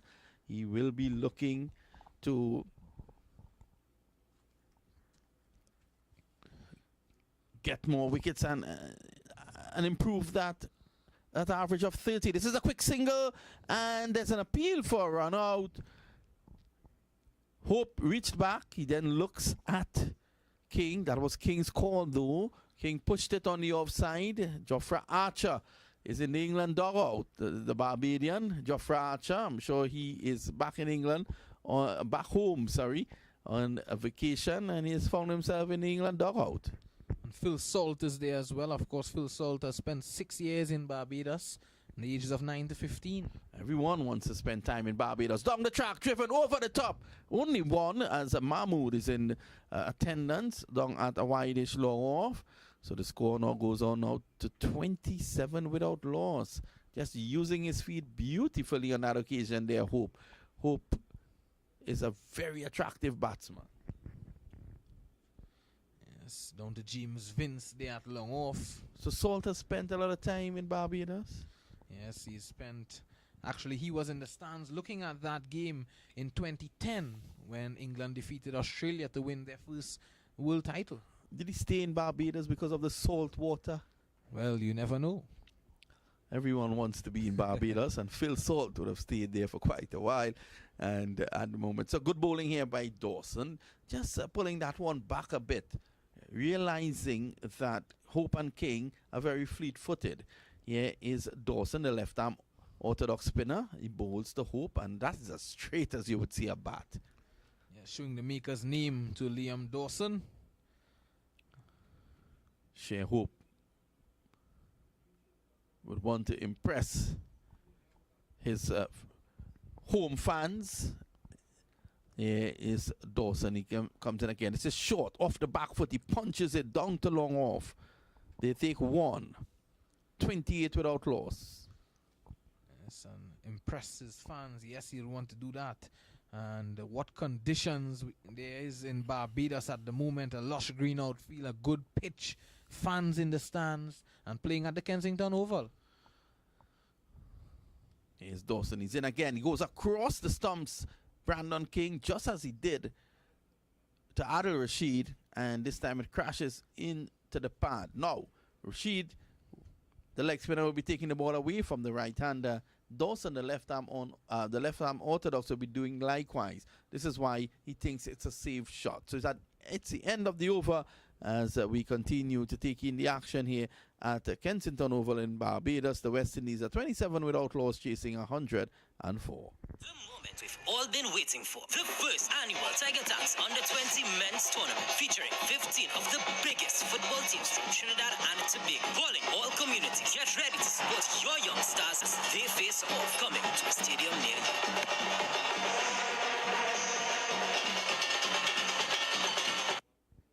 So we're back here with the live action. 28 without loss. The West Indies as Hope plays this away on the onside. He gets one. So Hope has moved on now to 16. He brings King on to strike. Remember the last time England played the West Indians here was in a 3-match series back in March 2014, and England lost 2 of those games. They lost that series. It's a short, he's back, looks to punch. Not much room down to mid-on where Chris Jordan is, and there is no run. So they'll be looking to go one more, make it 3-1. Yes, they'd want to do well here, England. Well, the sun has well and truly set into the west of us here, and it's getting dark now at Kensington Oval. The artificial lights are on in all its glory, and you can see the shadows now of the players. Actually 4 shadows are following Adil Rashid. Here he is, done for 29. The right arm leg spinner. He's up to the wicket bowls, and this is the googly that comes into the batsman King, looking to force that through the offside. And he was playing off the back foot. That was a dangerous shot, but he lives to fight another day. He reaches into double figures. He got an inside edge. He's on 10, and the score is 30 without loss. Yes, well, he opened up his gate there for Adil Rashid. That could have easily went through. Yes, Rashid is in again. Bowls to Hope this time. Hope is forward and then back. Gets one. It's a short mid-on. So it's easy peasy, so to speak. So far for the West Indies, 31 without loss. 1 delivery to go in the power play. Remember, the target is just 104. Here is Rashid. He comes in on bowls, and this is slugged away in the air. It'll go all the way, and that's close to Bridgetown. 6 runs in the slot. And Share Hope needed no second invitation. He goes to 23, and the West Indies, in fact, that was Brandon King. He goes to 16, and the score is now 37 without loss. Well, it was well flighted from Adil Rashid, and Brandon King opened up nicely, met the pitch of the delivery, kept his head down, and the ball certainly went into the stands. Well, that was way behind the stands. That was a good hit. And it was flat, but it went a far distance. So the West Indies enjoying the exchanges here at the moment, and they are prospering well. Their bowlers did a wonderful job in getting England all out for 103 in 19.6, and the West Indies batsmen, they have come out here in a blaze so far at the end of the power play, 37 without loss. How you read it from this point, Vishal? Well, at least for now, we can say that the West Indians, they are in a comfortable position to bring this one home. Well, actually keep it at home. But they are 37 without loss in 6 overs. You won't have another answer. 3 fours and a 6 so far. Dawson is going to continue his first over, just giving up 2 runs. And the left arm orthodox spinner is into Hope now. He's in, bowls, and Hope gets one just on and about the off stump. Pushes it to short cover, and there is no run. What we are seeing from Liam Dawson that's different from Adil Rashid is that he's pushing through the ball a bit quicker. And we are not seeing as much spin as we saw earlier on, I must say. Is that the dew on the wicket? Well, the ball is skidding on at this point in time, definitely because of the dew. This time, Hope is across his stumps, where a 4th stump would have been. He was looking to sweep, he missed it, and it goes down to short third man, and that's a single. Yes, well, luckily for Shea Hope there, that was way outside the line of the off stump. So Brandon King, who's on 16 now. We're yet to see Timel Mills. Sammy's off the back foot, and there's an appeal for a caught behind. Not out, says the umpire. That was a bit short, and he went back looking to cut it. It was too close to him, though, and it goes through to the wicketkeeper. King has to be careful here. The West Indies don't want to lose a wicket, just to give England a look in. Here he is. This is well pitched up. He drives back on the offside. There is no run. You're seeing some extra bounce from the spinners. Of course, it's early days. The ball is quite new and the seam is quite prominent. So you are going to get this steep bounce. Here's Dawson. He's in again and bowls. This time he makes room and it takes the inside edge. The luck is definitely with King at the moment. It goes down to long leg and they're going to come back for 2. So at the moment, things are going the way of King. It's 40 without loss. Yes, excellent running there to complete 2 runs, but not excellent batting though. I thought that he should have been forward to that one there, Vinod. Yeah, he's looking to go onto the back foot to force through the offside. On numerous occasions he has done that, but he has to watch the length. The difference there being the length. And that one came on with the arm, and it produced a lot of problems for him. Sam is outside the off stump. He drives. He gets it past cover. 1, that's all he's going to get. A good cleaning up there by Mahmood. And the score goes on now to 41 without loss after 7 overs. And this coverage is brought to you courtesy Innovative Construction and Builders Service Limited, and also by Tiger Tanks. The moment we've all been waiting for. The first annual Tiger Tanks Under-20 Men's Tournament featuring 15 of the biggest football teams from Trinidad and Tobago. Calling all communities. Get ready to support your young stars as they face off, coming to a stadium near you.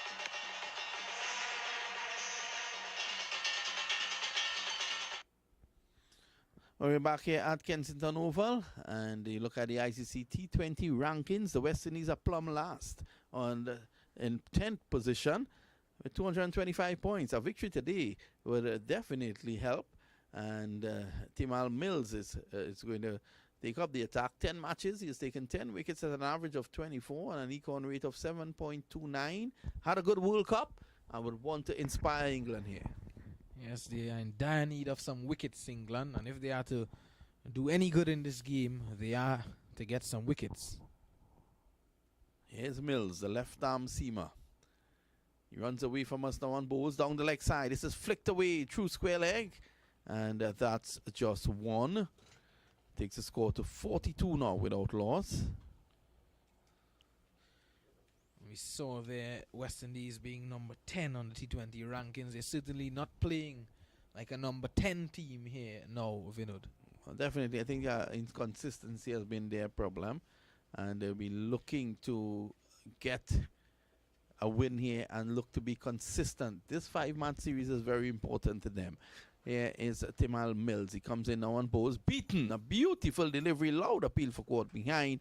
That one went right through Share Hope and taken by the wicketkeeper. At the end of that ball, it's now 42 without loss. Yes, well, a nice delivery there from Timal Mills, just back of a length, leaving Shea Hope, and he didn't know about that one.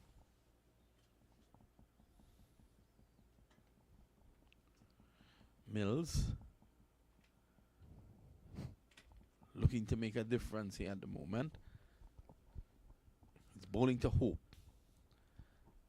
And of course, his tail will be up after the last delivery. Bowls to Hope. This time it's over pitch. Clipped away nicely down to a wide-ish lawn. Hope gets one more. Goes on to 18. Bring Kings on to strike. King is on 20. The West Indies are motoring along. They're 43 without loss. And I'm sure that Coach Phil Simmons would have asked for an opening partnership, one of substance, and that is what he is getting at the moment from both Brandon King and Shea Hope.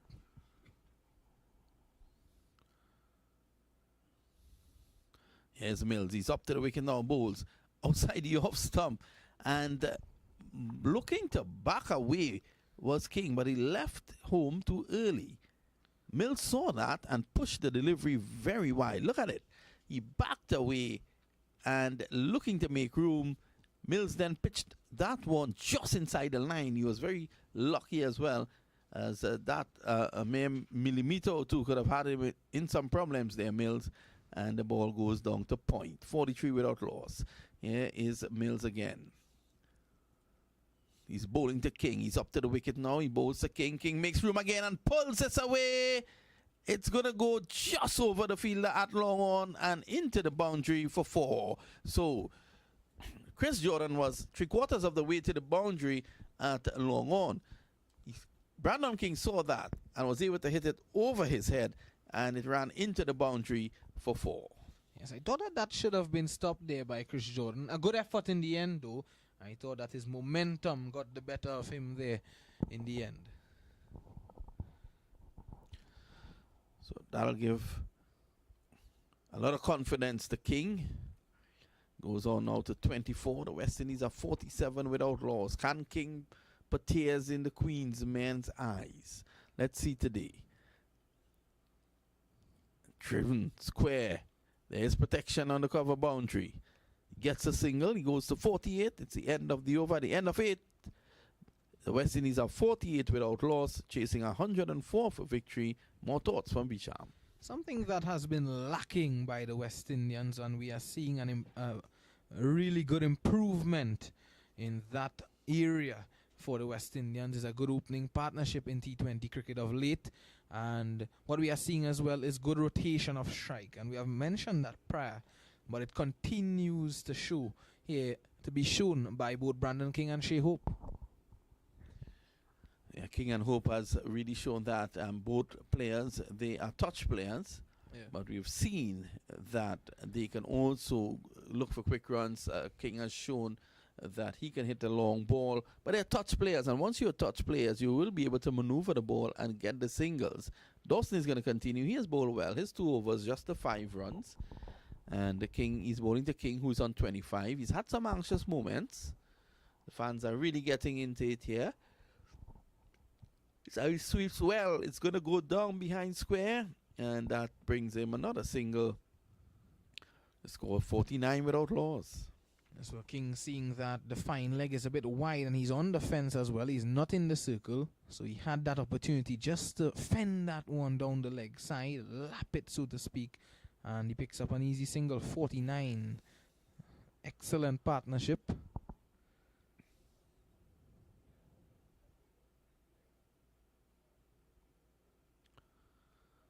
This one is driven away through mid-wicket.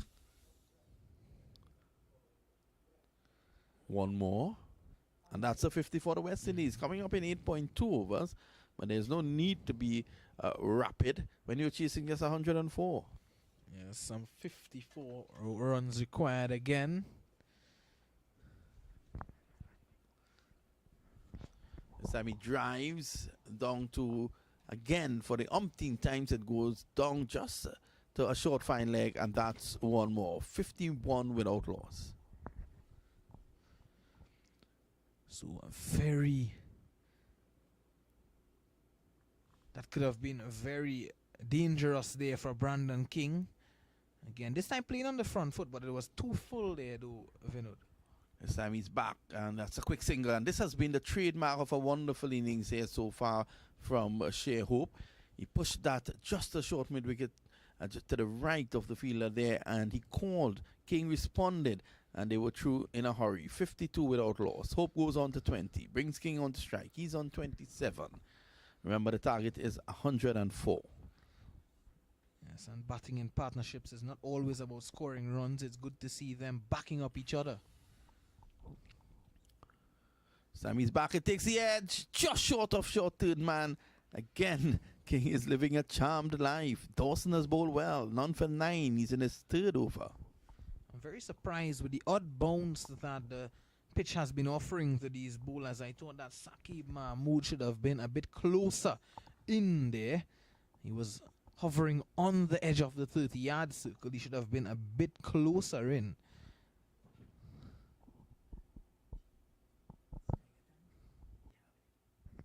This time, not a good delivery outside the off stump. There was King looking to force it through the offside. It's the end of 9. And the West Indies are 52 without loss. We take a short break. We'll be right back.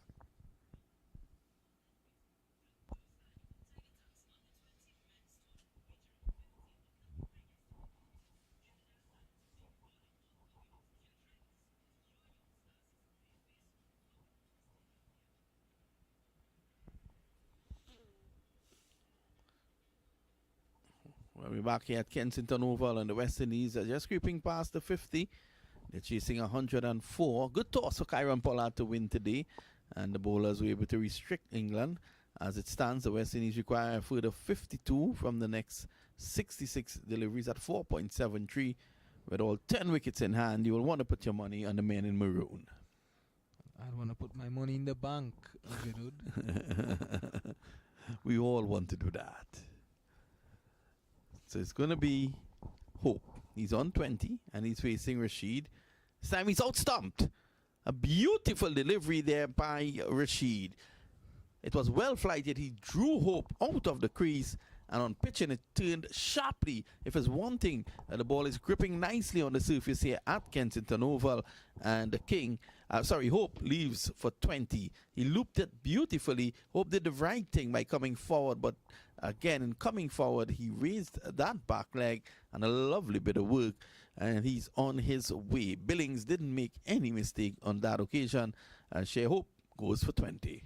Yes, he felt for it there, Shea Hope, Adil Rashid luring him forward. Sam Billings was stumped earlier by Shea Hope of the bowling of Akil Hussain. This time Shea Hope was stumped by Sam Billings of the bowling of Adil Rashid. Well, both wicket keepers allowing the other to show their wares, and the West Indies, they've lost their first wicket. England getting just a little look in. It'll take a tremendous effort from this point in time for England to defeat the West Indies. The West Indies should be well on top here at this point in time, looking to push through for that victory, and losing hope in the process. Yes, but they must be commended for the excellent work. Of course, Brandon King and Shai Hope passing 50 for the West Indies. Excellent partnership comes to an end though, and Shai Hope, a good innings. Brandon King is still there. They would want him to stay there till the end, the West Indians.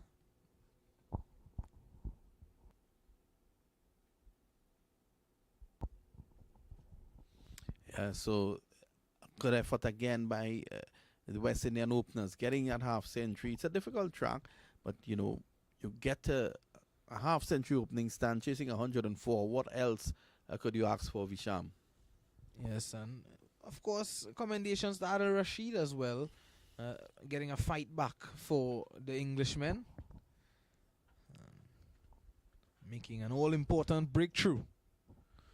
Yeah, so at this point in time,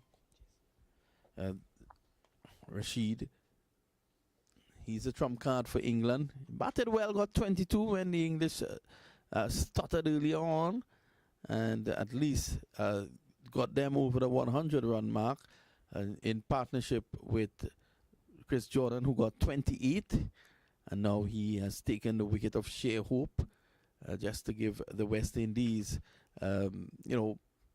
something to think about. The score is 52 for 1. This is the 10th over now in progress. Rashid, 1 for 12. And of course, the English fans are really enjoying themselves in Barbados. There's an artificial beach that has been set up just to the eastern side of the ground. They're enjoying that, and it's good to see the fans back at cricket. I'm sure the Barbadian government just, again, Mia Armour Motley being returned as, overwhelmingly returned as Prime Minister, would enjoy the fact that visitors are coming through.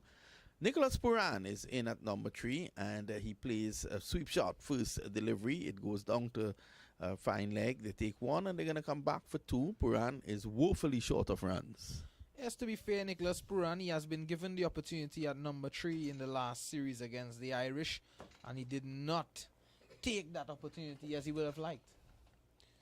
Yeah, came in, and now he's in at number 3 again, and there's an opportunity for him with no real pressure out there to battle on and look to take the West Indies to victory. Here he's again looking to sweep a delivery from way outside the off stump, and that one went the other way through to wicketkeeper Billings. Would have been better off playing straight back down the ground there or through the offside.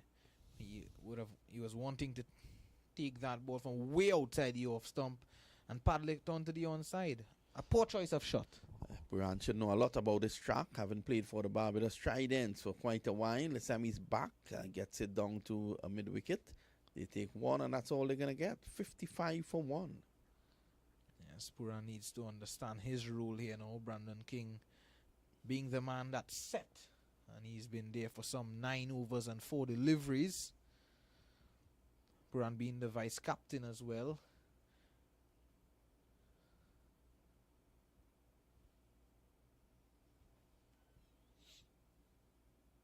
Three deliveries. King has 27. He's faced 30 balls. And here is Adil Rashid. He comes in on bowls. King is forward. It takes the edge. And it goes down to third man. They take one. They should be coming back for 2. Yes, they are. So 2 more to King. He goes to 27. The score is 57 for 1.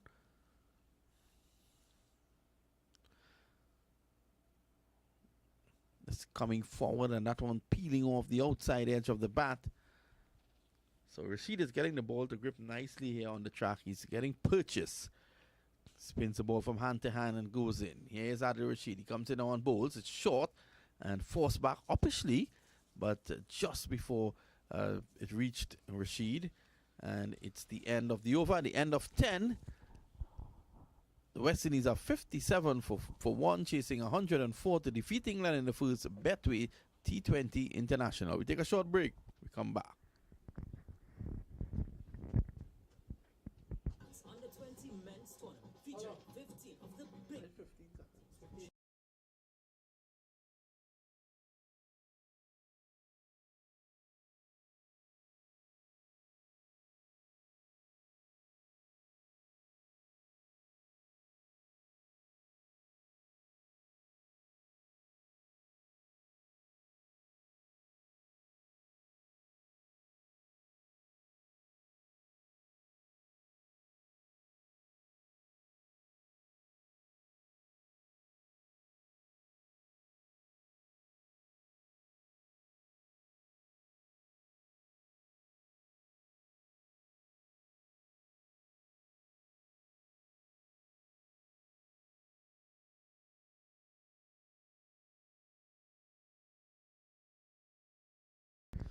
Well, we're back here after 10, and it's going to be Dawson. He bowls to Pooran, beaten outside the off stump. A good delivery, and that one just going straight on, and Pooran playing for turn, and it goes into the gloves of wicketkeeper Billings.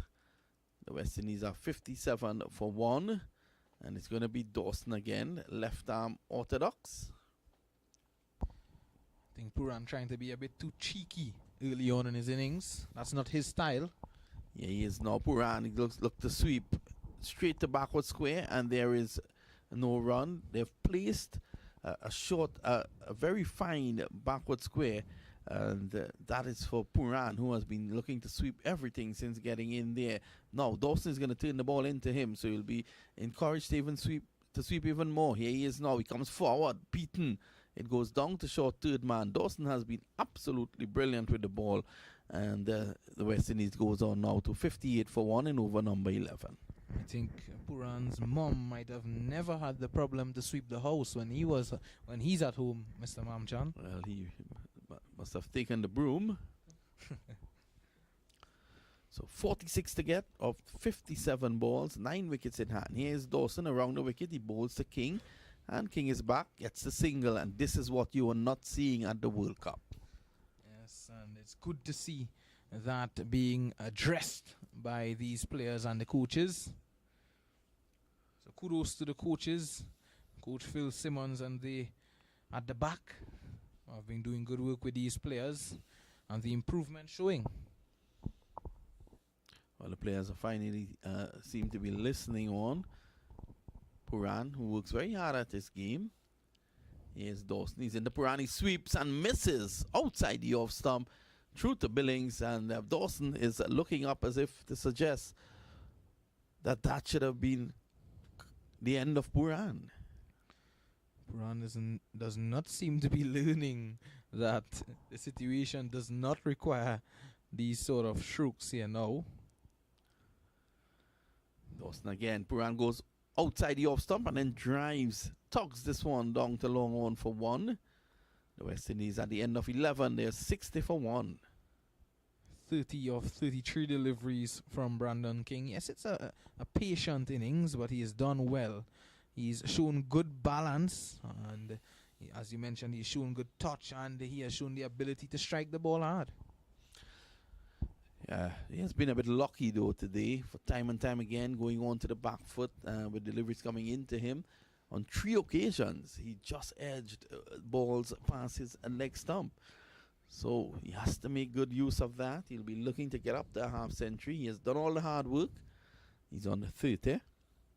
And with Pooran in there, they'll be looking to push the West Indies agenda, get them a victory. The West Indies need 44 now from the next 54 balls. So they're in the driver's seat. And Adil Rashid, the pick of the bowlers for the English, 1 for 17 in his 3 overs. Well, Rashid's very good friend Moeen Ali is into the attack now. 45 matches for 28 wickets at an average of 27, an econ rate of 8, and a best of 2 for 15. Of course, Moeen Ali retiring from the longer version of the game, Test cricket, late last year. It's good to see him involved. Still with England's white ball team. Here's Ali. A reverse sweep now by Pooran. A misfield down at what would have been point. They take 1 and they should be coming back for 2. So Pooran looking to play the reverse sweep and just got it to the right of the fielder who dived and was able to stop it but not prevent the 2. An excellent piece of fielding though, getting his hand to that was Saqib Mahmood. That could have easily flown away to the boundary for 4. Here's Ali again. Pooran is back deep in his crease. Changes the angle. Gets it down to a wide-ish long on. He wants 2. He's only going to get 1. 63 for 1. This is over number 12. Needs to be careful, Nicholas Pooran. He's playing around his pad. Moeen Ali, of course, will be turning the ball away from him.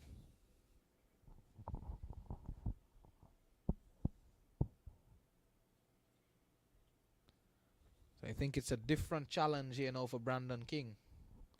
The ball is going to be spinning into him. Sammy's back. A short delivery. And again, as you said, turning into him. He's able to get it down to long on. King goes on to 31. Pooran is on 8. 64 for 1. So a good start by Moeen Ali. Not looking to try anything out of the ordinary. Just keeping a tight line and length. This time it's played uppishly, but safely. There's no one at mid-on. So Pooran is aware of that. And he's able to get a single. Skipper Phil Simmons would be very happy with this performance so far. The West Indies are 65 for the loss of 1. 39 to get of the next 50 deliveries. Here is Moeen Ali. This time it's short. King is back and pulls it away down to deep mid-wicket. Can't beat the fielder there, and that's 1 more. So it's coming in singles. So far, the last 4 deliveries, they've gotten 4 singles. 6 runs in the over so far. 66 for 1. So the West Indies will be just looking to get to a victory here. No need to go to it quickly. Again, it's just about recording the victory. It's not a tournament where net run rate will come into effect. It's the end of 12. The West Indies are 67 for 1. 32 to King. And Pooran is on 10. We take a short break.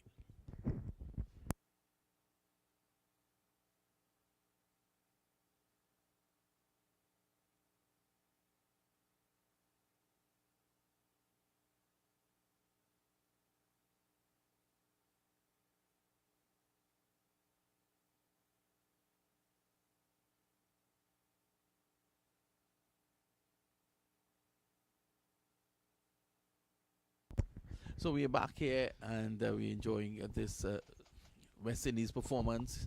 Thanks for joining us here on the Lime 101.7 FM in the company of Robin.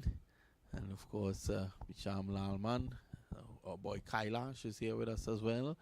The West Indies versus England T20 International Series. King is on 12, Pooran 10, 67 for 1. Remember, tomorrow afternoon at 4 p.m. you join us for game number 2 Jordan is 1 over, going for 7 early on. He's going to continue now, and he is going to bowl to Pooran. 37 or 48. Pooran would enjoy a little pace coming onto the bat now. Let's see how he prospers. The West Indies vice captain, Nicholas Pooran. Yeah, he is a delivery that's pulled away by Pooran down to the boundary for 4. It was short outside the off stump, and mid-on was up.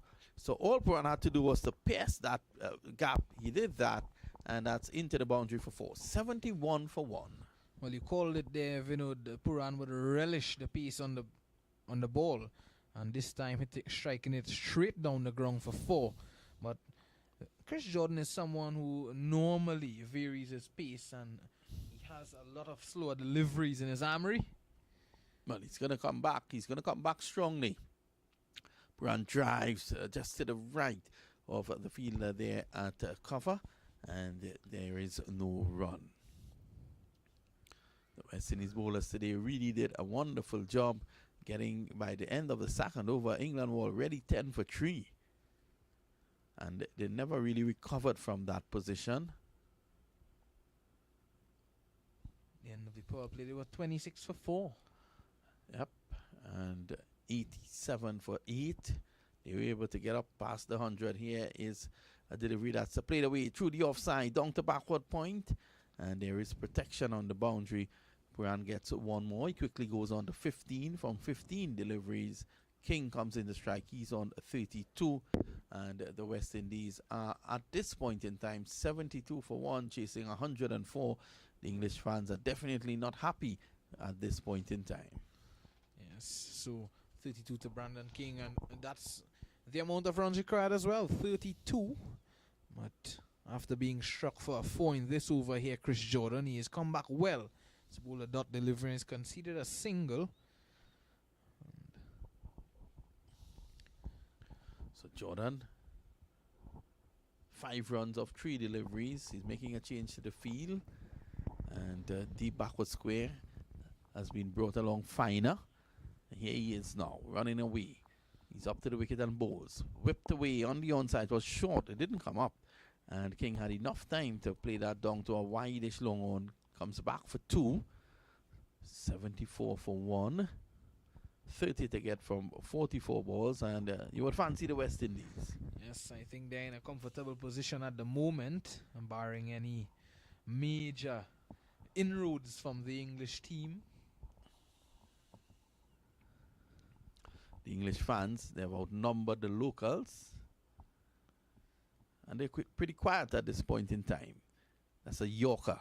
Very good delivery there by Jordan. It's met with a nice straight bat by King. 34. He will want to be there when victory is formalized.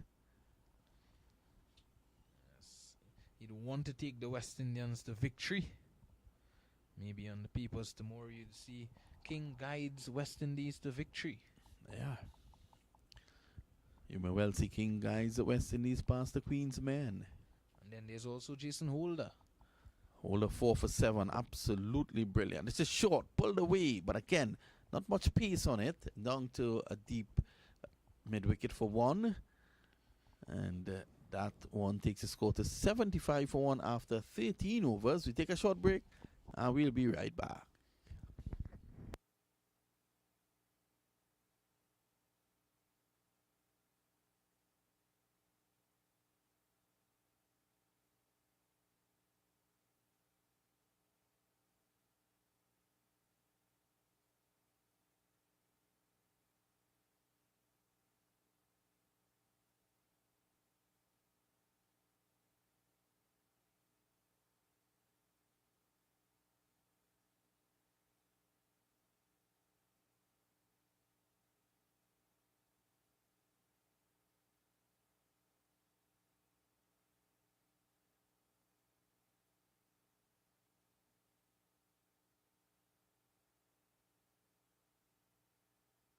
This broadcast is sponsored by Innovative Construction Company.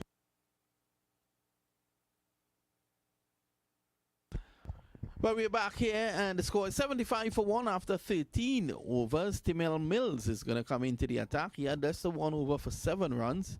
He's going to bowl to King, who's on 35. Pooran is on 15. And remember, the target is 104. 29 to get off 42. Here's Mills. He's in. And this is cut away nicely. Down to backward point for 4. He just allowed that one to come on to him. And it was just a matter of choosing the spot. Yes, an excellent shot there. Not trying to overhit it. Guiding it nicely backward of point. And pace on it as well from Timal Mills. And so just using the pace, it was flying across the boundary for 4. It was short and wide outside the off stump. A meet and drink shot. And that takes the score along nicely on to 79 for 1. Here's Mills around the wicket. Now he comes back and he plays it to the left of the fielder there at backward point. Gets 1. 80 for 1. So just 24 to get. The West Indies, they've struck 6 fours and a 6. 24 to get off 40 deliveries. Visham, you and I can get that. Definitely. I've been batting for quite a while. Some 33.2 overs now, Vinod. King. 40 at a runner ball. Pooran 15 at a runner ball. Can they mess this up?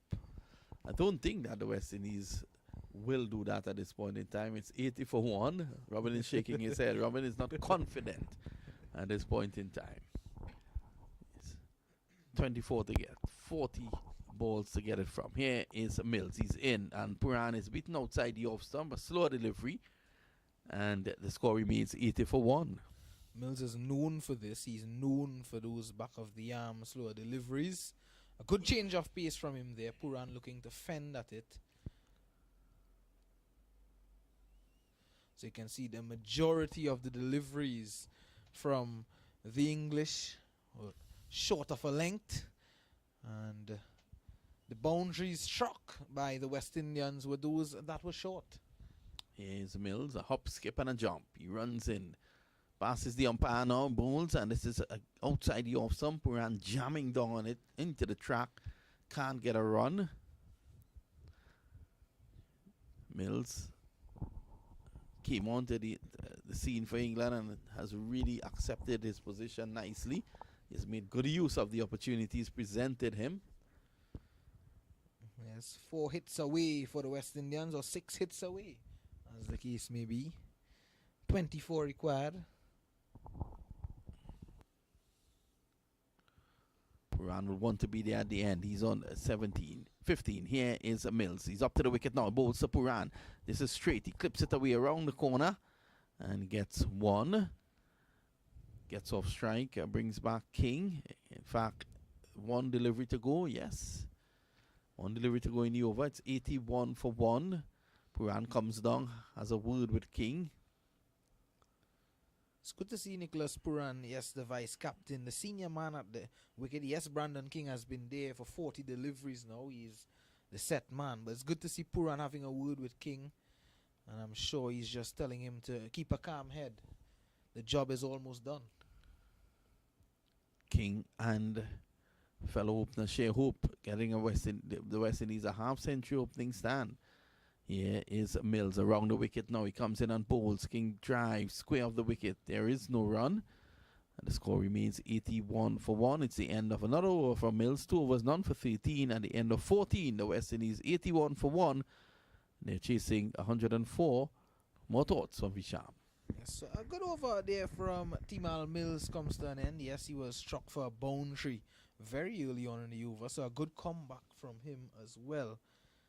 And I think the West Indians, Pooran and Brandon King, they want to see this one off. 81 for 1. You can't ask for a better position to be in here if you're a West Indies player or West Indian fans. West Indian fans, sorry. So 23 required. Still 6 overs to go. The English fans are still enjoying themselves. Their team could be in a spot of bother or more than that. And they're really still enjoying themselves. I think they're just happy to be in the Caribbean. They're happy to be in a place like Barbados, such a lovely country where one can enjoy themselves.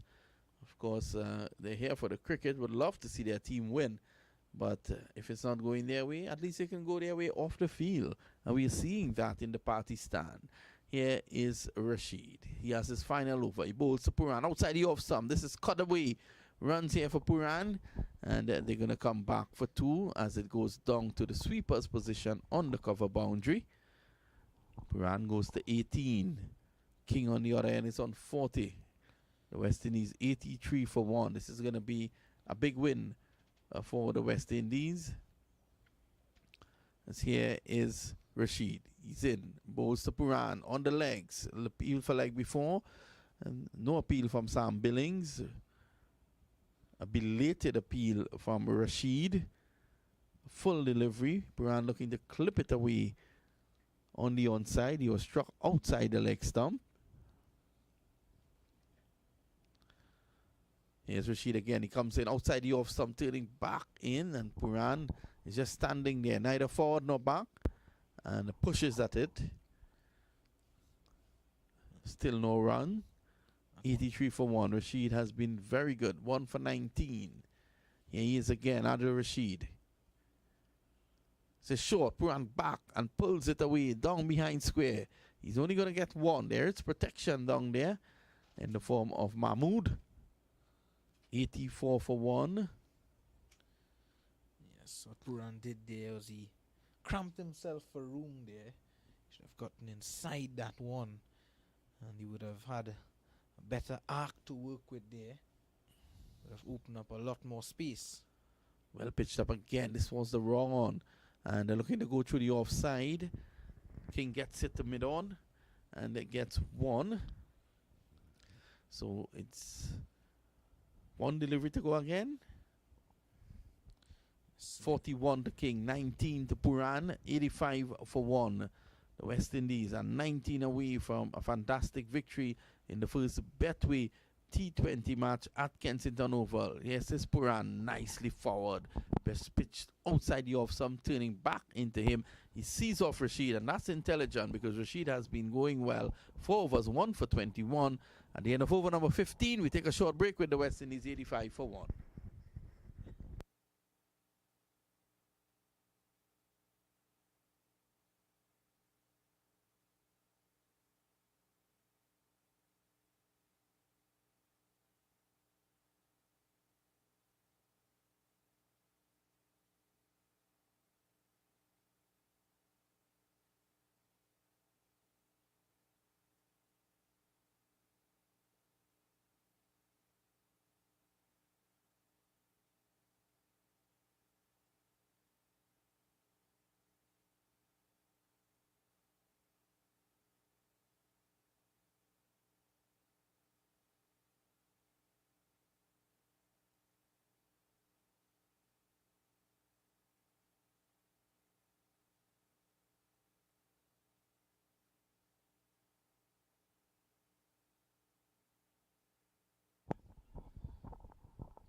Well, we're back here, and that was a short delivery. That was an attempt at a slower ball bouncer, and King was able to get over that, and he was jumping in the air. He got over it, got it past backward point, was able to get a single. It brings Pooran on strike. Just 18 required now for victory. 29 balls to get there. Pooran is on 19, and he waits on Timal Mills. Here he is up to the wicket now. He bowls. Pooran drives. Nowhere close to that. True to Billings. The score remains 86 for 1. It's a quick delivery there from Timal Mills, in contrast to what we saw in the previous delivery to Brandon King, in which he had enough time to guide that one down to third man. This time Pooran flashing, and flashing hard, but not making contact.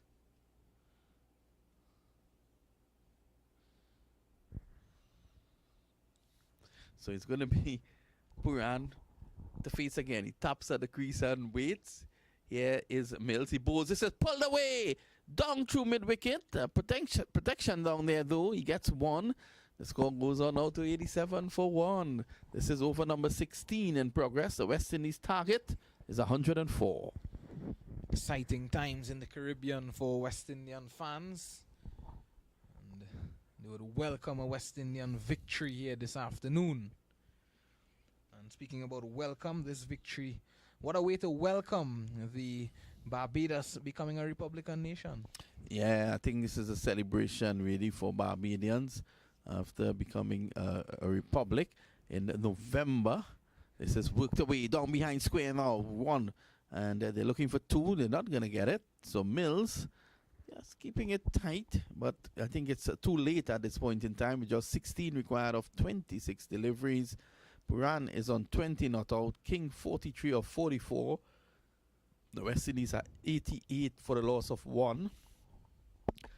And England will be hoping that they can pull off a miracle. If someone can probably bowl a maiden over, get it down to a runner ball, it's going to be Pooran tapping at the crease and waiting. He's waiting on Mills. Here's Mills. He passes the umpire now, bowls, well pitched up, and Pooran clips it away down to mid-wicket for 1.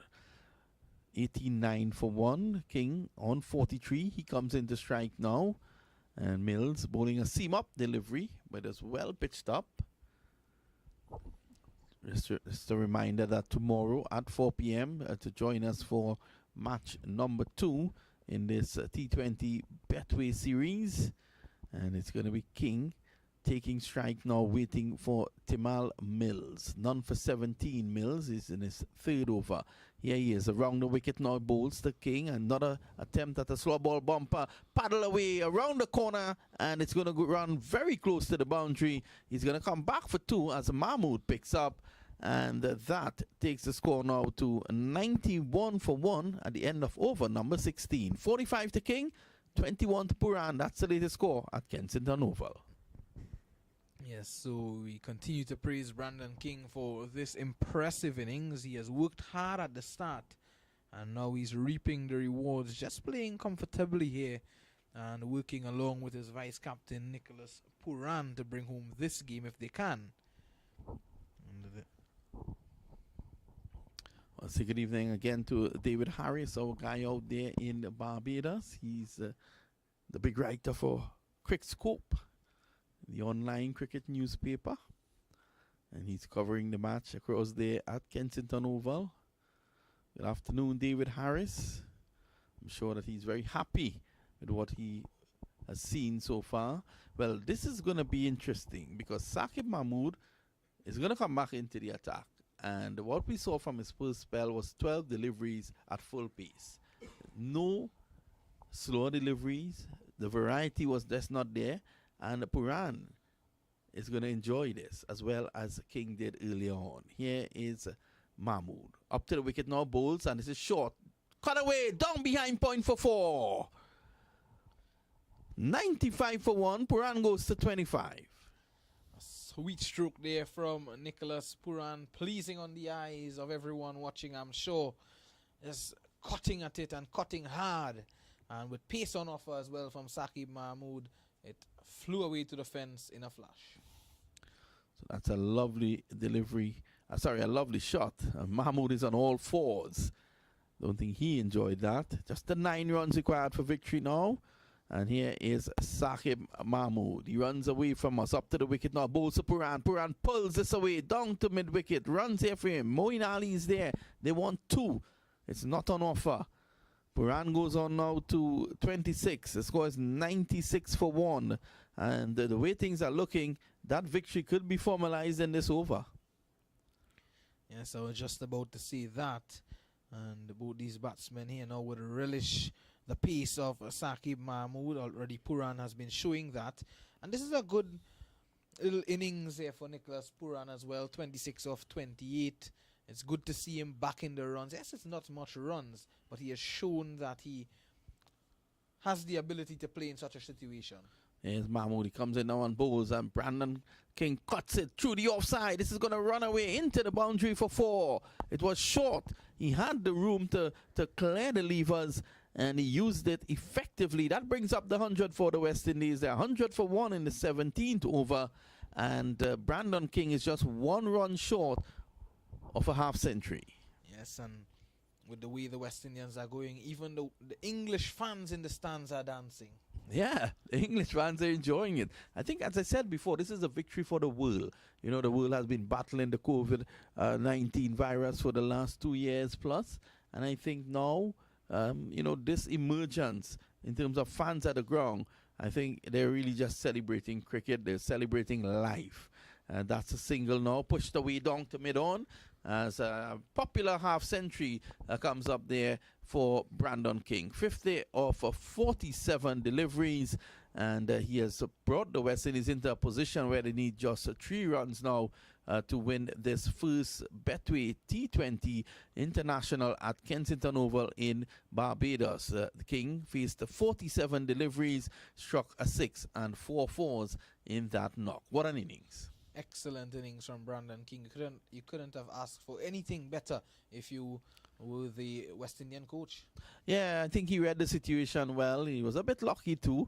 Here is Pooran pulling this one down through mid-wicket. That is going to run close to the boundary. Now get 1. There is a fielder in attendance down there. Pooran, 27. Nice little knock from him. He'll feel good moving into game 2 tomorrow. The West Indies are now 102 for the loss of 1.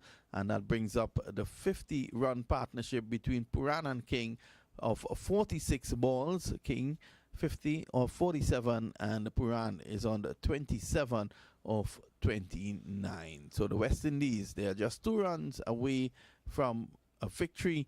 They will take a 1-0 series lead in the 5-match, 1-0 lead in the 5-match series, and I'll give them a lot of confidence. This is pushed away as Mahmood pitches this up outside the off stump. 1 more to King. And that's 103. So just a 1 to win. King 51 not out. Is the end of Mahmood's 3rd over, none for 24. And with just a run to win, we take a short break. We'll be right back. 20 men's tournament featuring 15 of the biggest football teams from Trinidad.